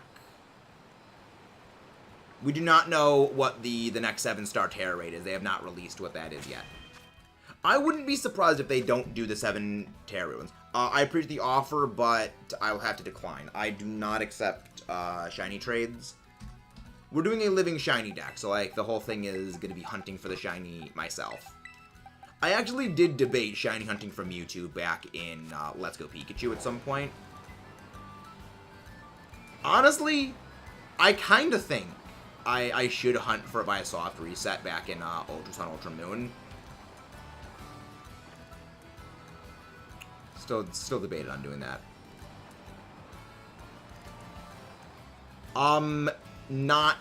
You cannot get shiny Mewtwo in this game, at least not that we know of. I'm expecting that the DLC is going to add in something like Dynamax Adventures was back in Sword and Shield. So I'm thinking they're going to add in something that allows you to shiny hunt Mewtwo eventually. Just because Dynamax Adventures was just such a successful thing, it would be absolutely idiotic for the devs to not include that again. But yeah, you can get a shiny Mewtwo in Sword and Shield and then transfer that into this game. Well, you can transfer it in from any previous game. If you have one.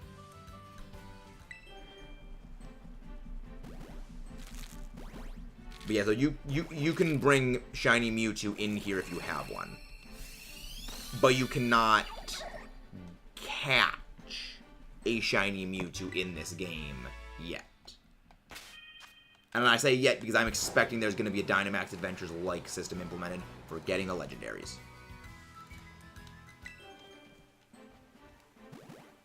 I am expecting that. It feels like such a betrayal to not be using Roaring Moon on my team anymore. It's like, it feels like such a betrayal to Roaring Moon. But it's like, you Roaring Moon, I love you, but you gotta sit in the back for a while. When the legendary dragons come out, then you can feast. Not even Fluttermane. Well, no, Roaring Moon I think is gonna be better suited because like Dialga could delete Fluttermane's existence.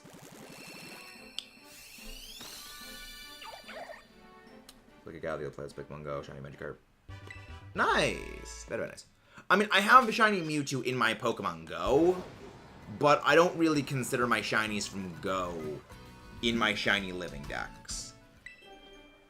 You know, it's yeah, I don't really consider those a part of my living shiny decks. Because like I got them in Go, and in Go it's significantly easier. Realize something since home is now available. Well, yeah. Yeah, that's been a thing for a while. But Ash Greninja does not exist. The form known as Ash Greninja was removed, and instead Battle Bond, now when it is activated, so Greninja landing a KO, instead just gives you a +1 to physical attack, special attack, and speed. Which is actually a far bigger boost than, Battle Bond's Ash Greninja form actually gave it. So it's actually a huge benefit that Ash Greninja was removed for Battle Bond Greninja. And welcome back in Midnight. The legs, I mean, I was not a big Greninja fan, but like the legs looked a bit weird. The legs were a bit too swole goals, I guess, for me. Yeah, I mean, granted, I was never like the biggest Greninja fan, so it was like I don't feel the loss because I was never like overly attached to it because I didn't see Ash Greninja as a thing until the anime and wasn't a big fan of the Kalos anime. So I didn't really have that much of an attachment because I also never used Battle Bond Greninja. Mostly because Battle Bond Greninja was banned in VGC because it was an event Pokemon technically, and event exclusive Pokemon are by default prohibited from VGC participation. It's why you can't use something like, say, Mew or Jirachi within VGC, because Mythicals are flat banned. Swole goals, yeah. Swole goals. That's like a... That's not my own idea, Midnight. That's something I picked up, I think, from Roanoke Games. Roanoke Gaming. It's like, love Roanoke. He's great. One of the few gaming channels I watch like regularly off screen that isn't, you know, a friend of mine is Roanoke Gaming. Is Roanoke Games. It's like, love those videos. Never heard of that. Really? Another Ninja Frog. I mean, technically, by definition, it is another Ninja Frog. The funny thing is, ninjas really didn't even exist. In the capacity we think of ninjas, they didn't actually exist. It was basically like, it just means like scout or spy. So it's like that one guy who goes out to perform recon or just like sending in a UAV drone. It's like, it's not like the super stealth assassin. It's like, no, that wasn't what ninjas did. Which is one of the things was like, yeah, knowing that is like, it really makes Naruto, the whole like entire Naruto series. Like, I love Naruto, I love that series, but it's also like, that's not how ninjas worked. That's not how ninjas worked. and the conflict exists. Yeah, Krogunk and like Toxic. Toxic is more like just like I guess like Toxic is like a boxer, I guess. Because it's a poison dart frog. Which, Poison Dart Frog, metal as hell. They will, like, break... They'll like, bend their fingers in, like, in a certain way. Like, I believe the specific frog that's based on will, like, break their bones in a way, like, to have them, like, sticking out in a certain way to basically make jabbing things so they can, like, stab the poison into stuff. It's like, that's terrifying. That's horrifying.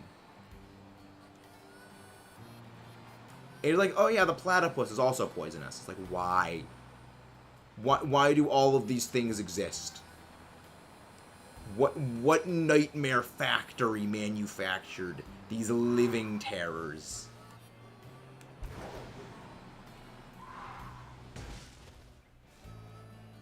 Yeah, it's terrifying. It's like... There's a very good reason that I think we will never get a Pokemon region based off of Australia. Because Australia is already the real-life location close enough to being a Pokemon region. So, like, it's already real-life Pokemon world. Isn't poison actually based on... Okay. You form the... Okay. Okay, I thought it was poison. But then again, they probably, like, added the poison on it. Because, like, oh, yeah, stabby stuff. Just to give it a little more interesting.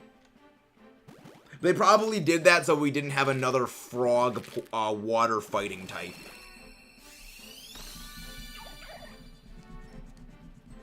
Yeah, well, technically, Poliwrath is like a tadpole, but...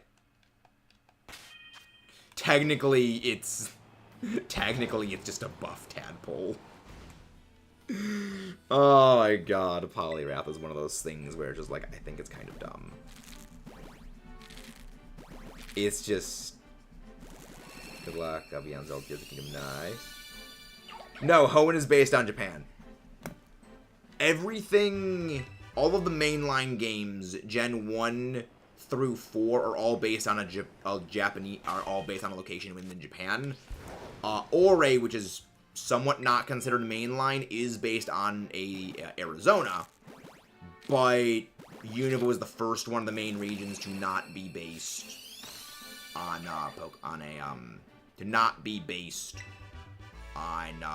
Japan. Because this is one of the things, if you actually, like, there is a map. I forget where I saw it, but there is an actual map that, like, superimposes the Pokemon regions onto the... And also, the freaking Hyper Potion box over the egg is hilarious. Oh, they really want to sell those Hyper Potions. They're yelling from the bottom of that hill to get us to buy those Hyper Potions.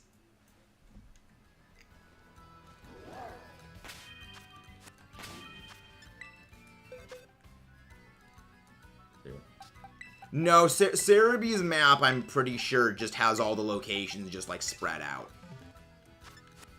Because that only does, like, the grid ones. This one I know is, like, superimpose them onto, like, an actual geographic map. But yeah, like, all of them are based on locations in Japan for the first 4 gens. Then Unova is based on New York City. Kalos is, obviously, France. Alola is Hawaii. Galar is a little place called England, as well as Ireland and Scotland, I believe. I believe it's Ireland. Not sure if it is Ireland, but, like, it's Scotland, I know, is what the Crown Tundra is. And then, of course, this is Spain. Hello, guys, how are you doing? Caparage came from, where's Galar? Yeah, I'm not surprised that they did that for Caparaja. It'll be interesting to see what they do with, like, future regions, because I think they deliberately held back on, like, a few ideas for Galar, because, well, it's England. You could include so many ideas from, you know, different places in, you know, Galar, but that would also mean if they ever make ideas, you know, for regions based on those countries, or, you know, those regions of the world, well, that's one less idea you can have from that. So it's like they hit, like, the big stuff. Which is why I say it was the biggest missed opportunity for them to not have a Galarian Pokemon that is literally just a freaking tank. Because remember, the British were the ones that invented the tank. They could have made a tank Pokemon, and it would have been glorious because it would have made sense. Or as they were known when the British were making them, land ships. With literally the most British sounding title ever, Her Majesty's Land Ships, or His Majesty's Land Ships. Like, they could have made a tank. They could have actually made Hydreigon the tank dragon. Those who don't know, Hydreigon was originally like supposed to be like a tank dragon. That's why it had like those two strips on its chest, which are meant to look like tank treads. But I'm honestly not surprised they didn't do a pseudo-legendary regional form in Galar. Because it would mean they'd have to do 2 pseudo-legendaries for a region functionally, which is why they did the Hisuian form of Gudra. Tanks. Yeah. Tankser. British were the first place to build tanks. Whole reason why tanks were called tanks is because they put all of the parts they were ordering under water tanks for what they were building, so some pencil pushers didn't discover what they were doing. It's like, really? That's the whole reason they're called tanks now. It's just because of they didn't want some pencil pushers figuring stuff out. I did not know England. Yep. Yeah, England, it was like the first one to create tanks. Yeah. It's fascinating. It's like, it's fascinating. It's like, they hit like the big thing, like, okay, Industrial Revolution, we'll have a Pokemon made of coal. I'm like, okay, that makes sense. You know, that makes sense. I gotta say, there's a lot of Galarian Pokemon I do actually very, very like. There's a lot of them I actually do legitimately like. But like there's a few that are like, you know, very like quintessential like obviously I had to have a Pokemon that's based on T. Like even if they don't make Pokemon basically based on like each of the places that, you know, Britain had a hand in, it's like they had a Pokemon that's literally a teapot. They already have that. Togekiss is a flying wing, aka stealth bomber, and so is Dragapult. Dragapult and the whole Dragapult family are literally stealth bomber dragon planes. Yes. Stealth bomber dragons. I mean, it's also literally stealth bomber dragon because it's a ghost type. You can't get more stealth than being dead. Actual planes. I don't think they would ever make, like, an actual... I mean, technically, Latios and Latias are, like, fighter jets. Literally, they're literally just fighter jets. Garchomp has elements of a fighter jet. Technically, Mantine is also a plane. Technically, Mantine is a fighter plane because it has, like, elements of a kite. But it's also got Remoraid. And, you know, Remoraid is literally a freaking revolver. So you got, you know, flying glidey thing with revolver gun on it. It's literally a fighter plane. Mantine is actually a freaking fighter plane. So stupid. Oh, I love like that fridge brilliance of some Pokemon designs, but then it's also like, you are absolutely crazy for doing this, and it's actually kind of amazing. Oh, actually, like, actual, like, steel one. I think it would be a bit weird to have, like, an actual plane. Because, like, Duraludon isn't just specifically a building. It's, like, well, just, like, a building just in general. It's a specific building. But it also works with, like, you know, the whole thing of Pokemon is, you know, Gigantamaxing and Dynamaxing in that game. And the way they specifically shot every single thing featuring Duraludon, you know, my boy Duraludon, was meant to mirror a little thing called Godzilla versus Mechagodzilla. So it's kind of, it is a building, but it's also sort of like a parallel of Mechagodzilla, so it's a bit more than just being a building. It's a bit more than just a building face. Actually made an actual building.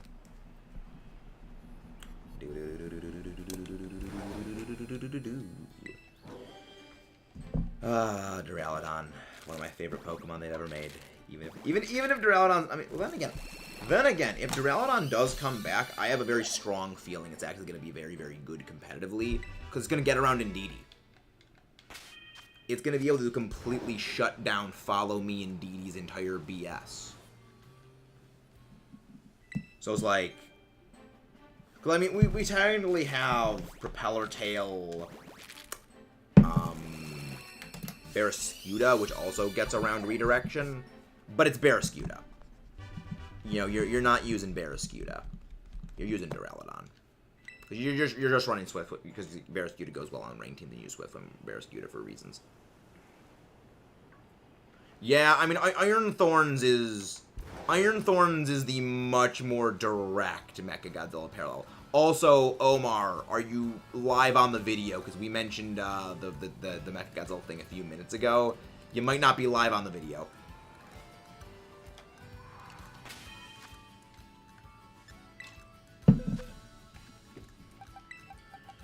Yeah, I feel like Iron Thorns has potential.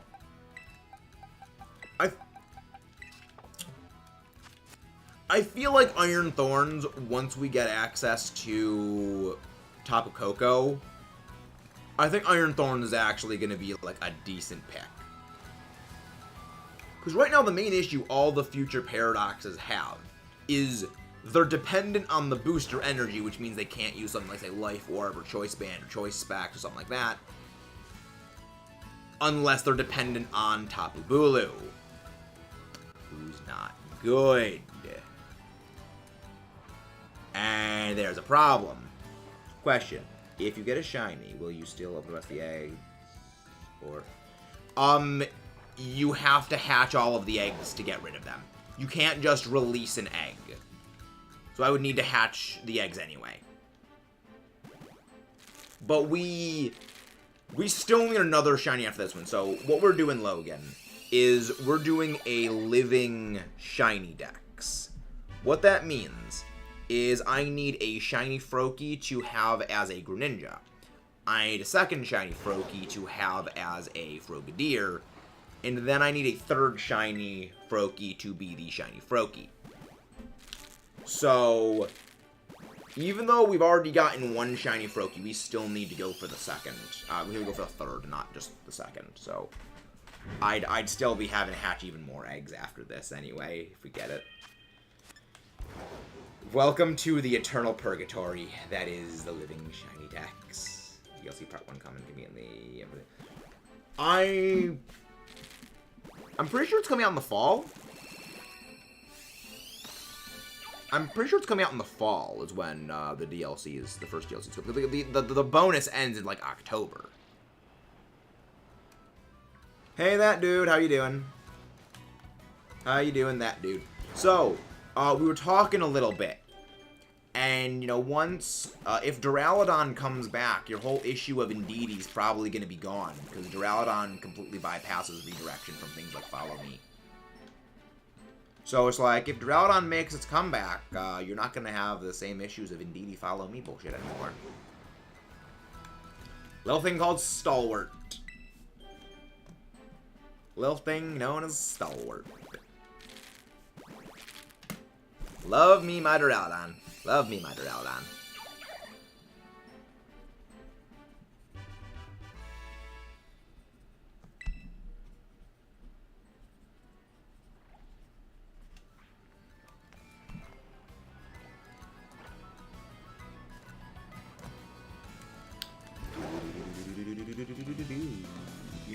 Yeah, Indeedee's not going anywhere.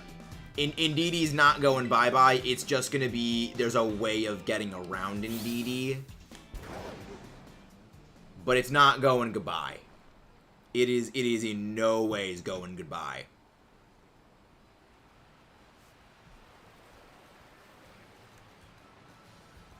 Yeah, it's going to take a lot to get rid of Indeedee. Like, it would take, like, an overwhelming amount of dark types, which would mean an overwhelming amount of anti-Urshifu tech. And even then, it's like, oh yeah, redirection is still good, because it's going to be able to protect, you know, Urshifu, so like, it's... Indeedee's not going anywhere. You're not gonna see Indeedee go away. If you stall team in space. All the Star Wars. No, that's just called purgatory right there, Omar. That's just hell. It's purgatory. Well, it's not purgatory. Purgatory is what you go to, then you go ahead and heaven afterwards. No, that's just purgatory. You're waiting there for everything to end. I don't hate stall teams. I just don't care for them. Where do I get the Roombas? I have no clue.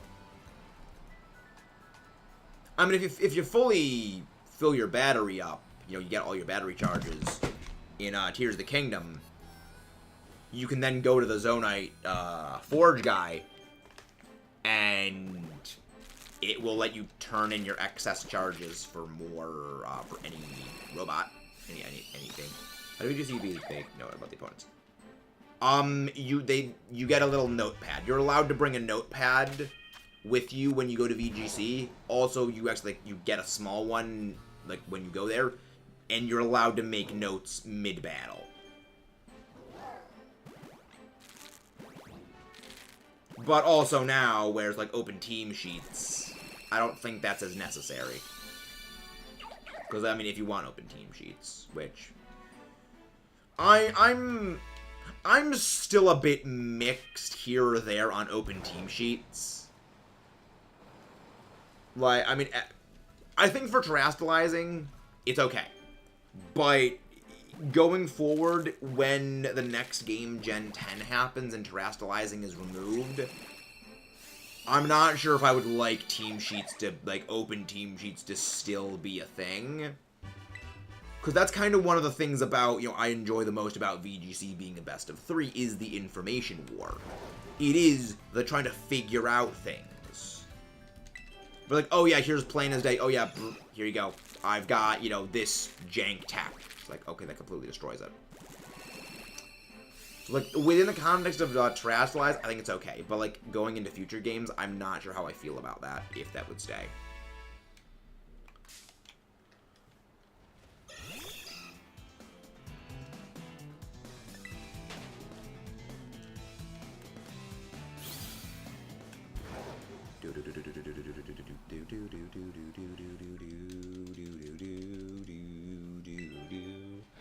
That's what I've been... Yeah, here's the only awkward thing. I have a heart for my Series 8 team, Regulation D. I'm having a very hard time picking my Pokemon for it. Like, there's 6 Pokemon that I have, like, I really want to use, and there's another one I really also want to use. It's like, want to have Murkrow in there. Want to have that VGC bird. But I don't know if I can tech in VGC bird. Don't know if I can just tag in the bird. Closed team sheets is best of 1. Yeah, there's a lot of the players in that circuit that are very not happy about the way that's been handled. And like I think now that like people are aware of the, to put it generously, mishandling of that, it's probably gonna be fixed. Or at the very least could potentially get better. But yeah, it's certainly something that is worrying. But I'm pretty sure in Japan, it is best of 1s. I think for like the Asian circuit of VGC, it is exclusively best of 1s. And it's that everywhere else is a best of 3. And then when it goes to Worlds, then it's a best of 3 for everyone. I think.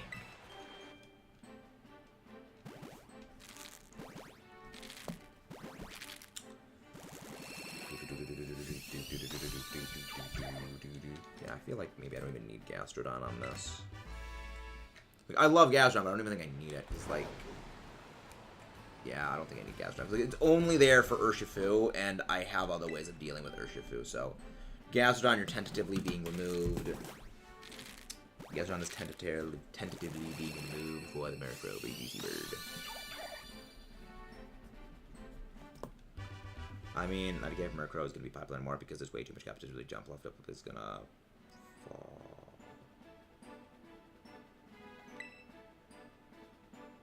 No, Murkrow is going to stay popular.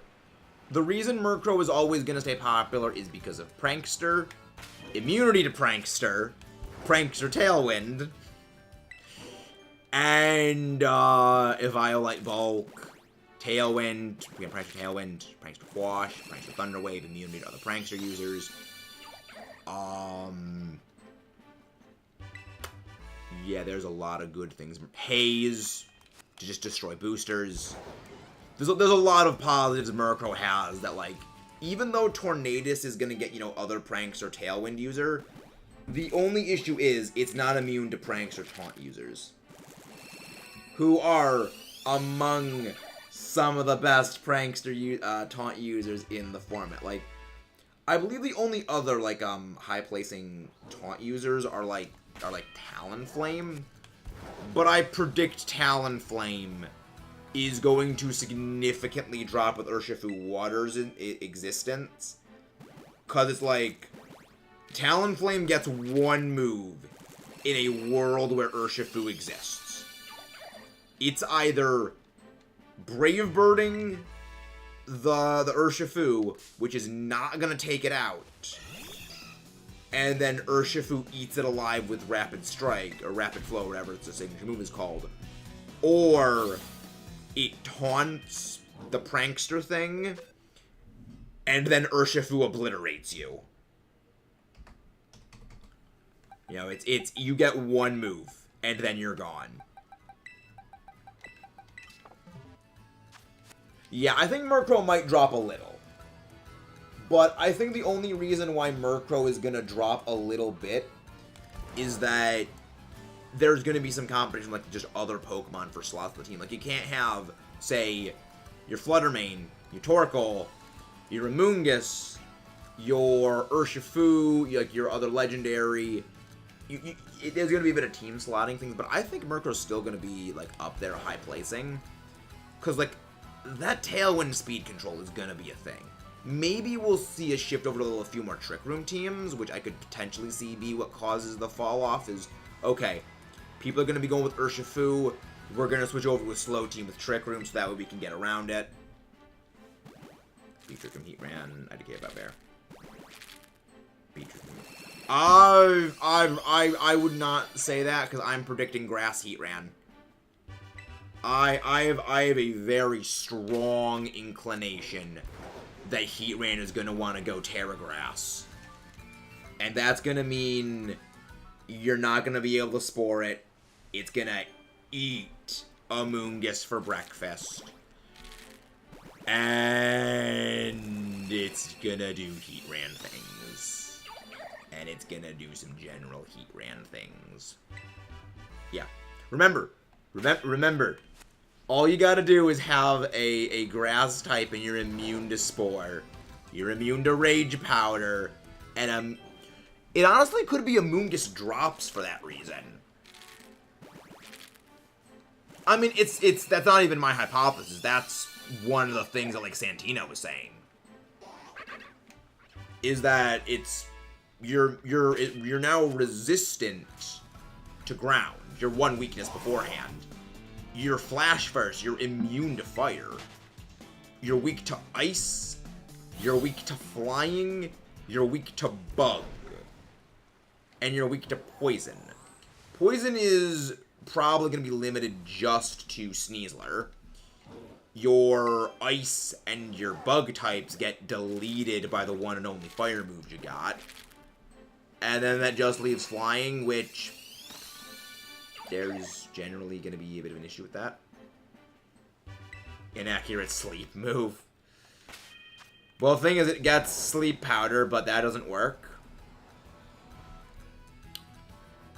Yeah, there's a... I don't think that they're going to go that. I think that it's going to be... Amoonguss kind of drops a little bit for a bit. Yeah, Amoonguss might actually drop, and if it does, I'll probably switch over to probably swapping Amoonguss for... Actually, I know you're not going to like this. I know you're not going to like this. But I think if Amoonguss drops because of Grass Terra Heatran, you're gonna see a rise of Indeedee. You're gonna see a rise of Indeedee because Heatran can skirt around Amoonguss. Can't skirt around Indeedee. Which means more Indeedee. Which means more Trick Room. Which means triggering kind of something. Bonk. Well, bonk is one of our favorite words. We are fans of the bonk. Yeah. So I was like, Indeedee's probably gonna rise up. Indeedee's gonna rise up. It's gonna be more Trick Room, more shenanigans, more nonsense. At least Heatran does not learn Eruption anymore. Well, Heatran never learned Eruption naturally. That was exclusively a Generation 4 event move. Yeah, Eruption Heatran was never legal in VGC. Aside from, I think it was Gen 4 and Gen 5. And I think it was like partway, oh no, it was partway through Gen 5 when they instituted that rule where like you cannot use, Gen transfer Pokemon.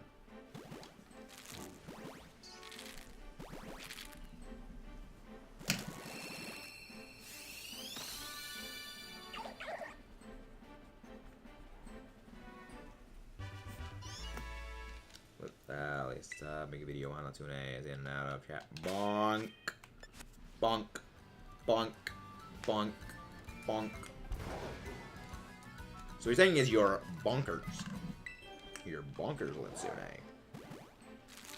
Yeah, it seems that there's a bit of a tie. Well, not a tie, but like a little tug of war between Mr. and Sky, a little Froggo Shiny Hunt. A little bit of tug of war going back and forth.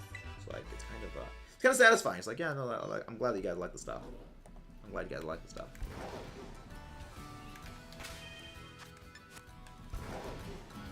But yeah, I'm enjoying it.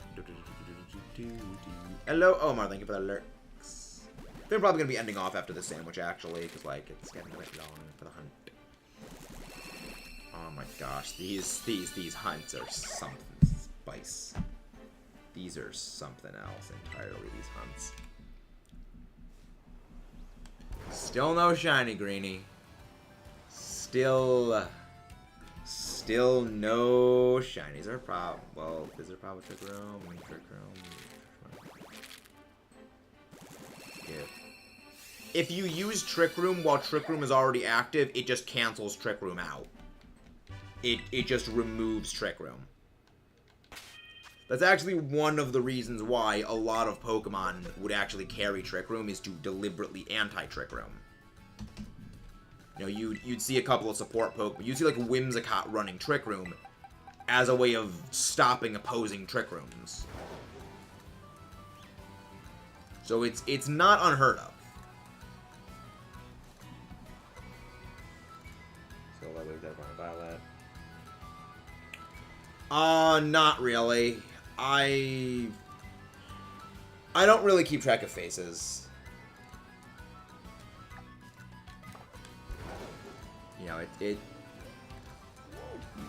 There's a few shiny hunts where I have somewhat like soft kept track of phases, but I don't religiously keep track of phases.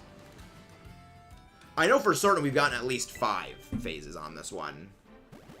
Yeah, at minimum it's 5. It's probably closer to like 10. Welcome back, Morg. Welcome back, Morg.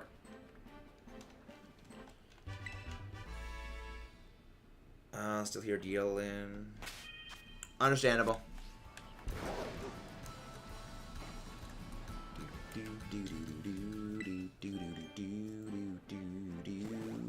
Yeah, I think I've got most of my Scarlet Violet Series 8 Regulation D team planned out accordingly.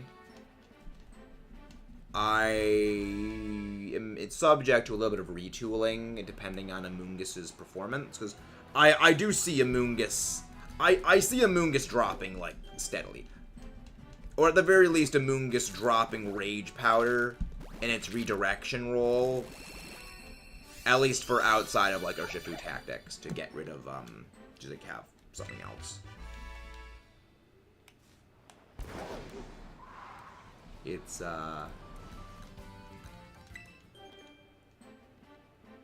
Hey! Nice! Alan got the Malamar. He didn't get the Mewtwo, but he got the Malamar. Nice. I don't think it's going to be Klefki, because Klefki is basically worse Grimmsnarl. Like, if you're going to use Klefki, you might as well just use Grimmsnarl, because Grimmsnarl is immune to other Prankster users with Taunt. Klefki Trick Room. So, you don't use a turn 1 trick, prior to it just makes Trick Room then have the same priority as a move like Roar or Whirlwind. It doesn't actually make it go first. The only way to do that, the only way to have like a turn 1 Trick Room thing like that was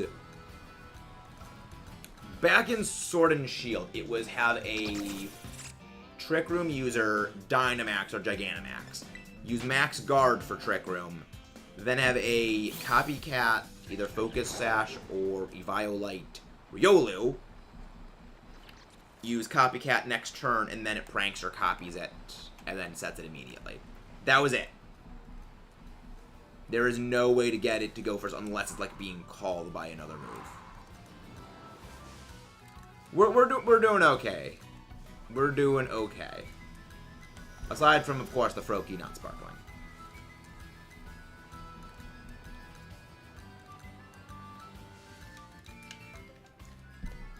Aside from the Froakie refusing to sparkle, as always, because it's a Froakie. It's the Shoe Frog. It's the Shoe Frog. Jakey XY. This is why we don't get the frog. Because your frog does the shoey froggy things. Shoe Frog. Shoe Frog. It's going okay. It's going okay. Aside from that, no.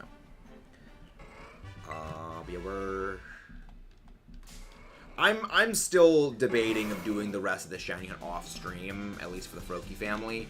And then when I'm doing the Froakie shiny hunt, then I would do like other like overworld hunts. Because I will say, this is the joy is getting a bit sucked out of this hunt. Yeah, Zapdos, Urshifu. Oh yeah, Zapdos is in the game. Zapdos is legal. I think the only issue is you don't have a way of setting up Sun to proc photosynthesis without using your booster energy, unless you're banking on the other teams using that. Unless you don't want to use Sun. But then again, Sun would also conflict with Urshifu's water moves.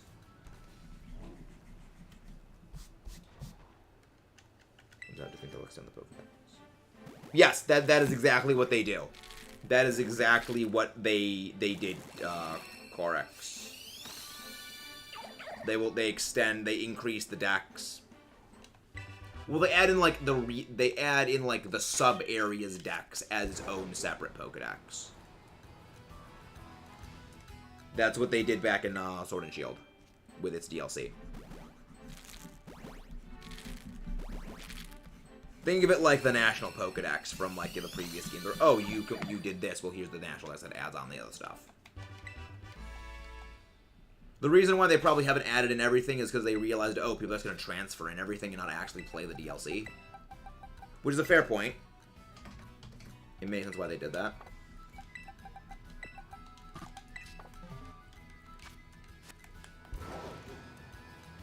I mean, I wouldn't say Tyranitar and Amoonguss are fast. But also your team's going to get outpaced by Tailwind users.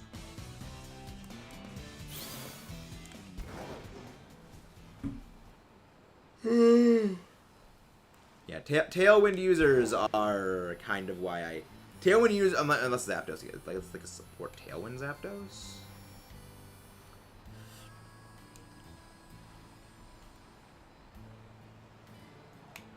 What's this? Oh, Lemonade.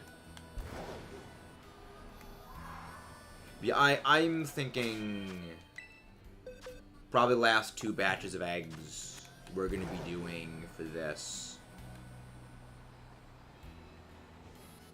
Should cause anyone across Ursaluna. I mean, I would say you'd probably want to go for a more hard trick. You want to go for a Trick Room team if you're using Ursaluna. Or Lilligant after you in Sun. Or something like that. Or potentially like speed swapping high speed on Ursaluna. So I would say that would be a whole different composition.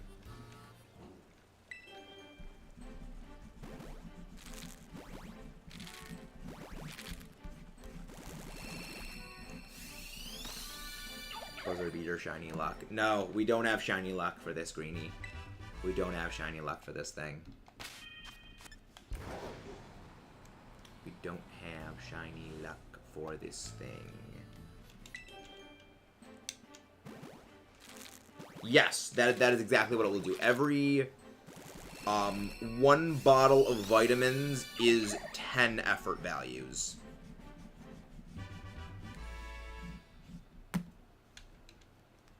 Yeah, I mean, I think it was more so like not remembering how many effort values that a vitamin thing gives.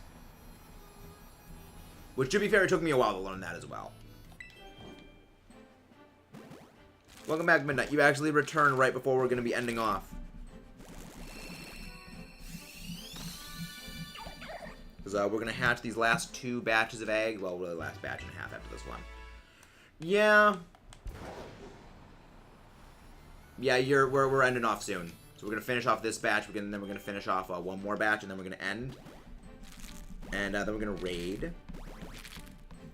And then I'm going to defenestrate this this frog and delete them all from existence. I mean, I feel like Amoonguss is definitely going to be solid, at least until we see if Indeedee starts, like, shooting up into Insanity and, like, how well Terra Grass Heatran does. Yeah, I feel like Zapdos like the vanguard against the Ursaluna threat. Well, then again, Ursaluna's probably just going to go into, like, rock or something like that, and then it's like, oh no, I'm going to swat Zapdos out of the sky. And then Zapdos goes, no, I'm going to go water, I'm going to go grass, I'm going to delete you.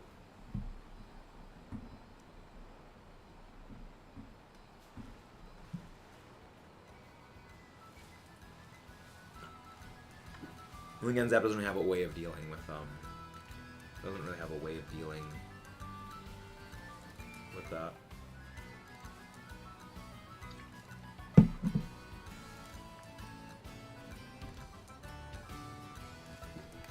Ooh, that sounds fun, Midnight. I'm assuming front and center is gonna be Heracross.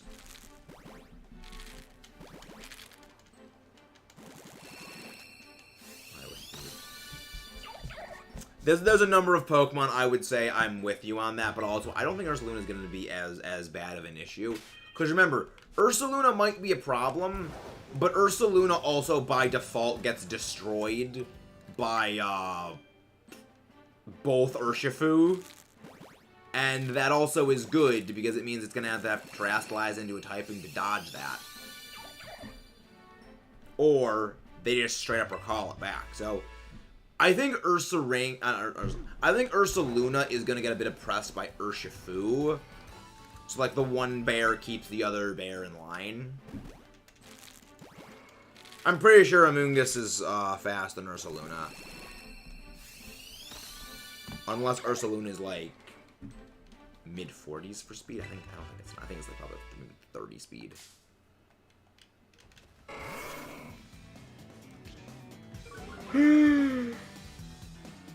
I think it might be faster, but people also might run some speed on Ursaluna just to outpace Amoonguss if it's not too much of an investment.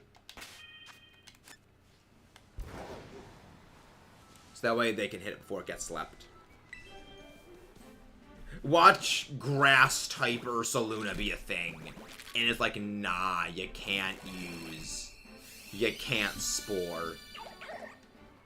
It would also work well at countering water types. Really? Amoonguss is slower than Ursaluna. What the hell is Ursaluna's BST? What is Ursaluna's BST unless it has basically no special attack?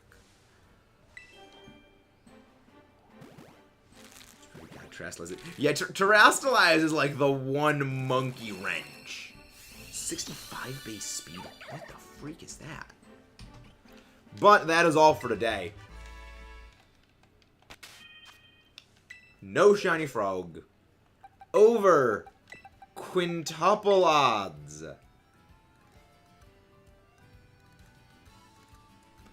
Still nothing. So what's Ursaluna's base stat total? I mean, I could just check this right here. Normal. Oh, it's not included in the thing yet. Scroll down to Ursaring. Ursaluna. 550. Yeah, 50 base speed. 45 special attack, yeah. Yeah, Ursaluna's stats are kind of busted. Well, not busted. They're kind of insane. They're really strong. It's 550. That's something. Who we gonna raid? Who we going to raid?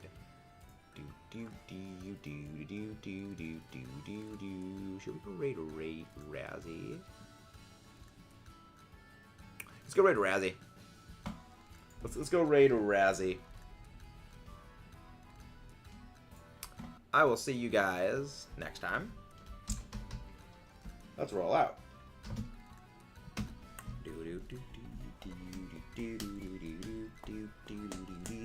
Have a good day, Greenie.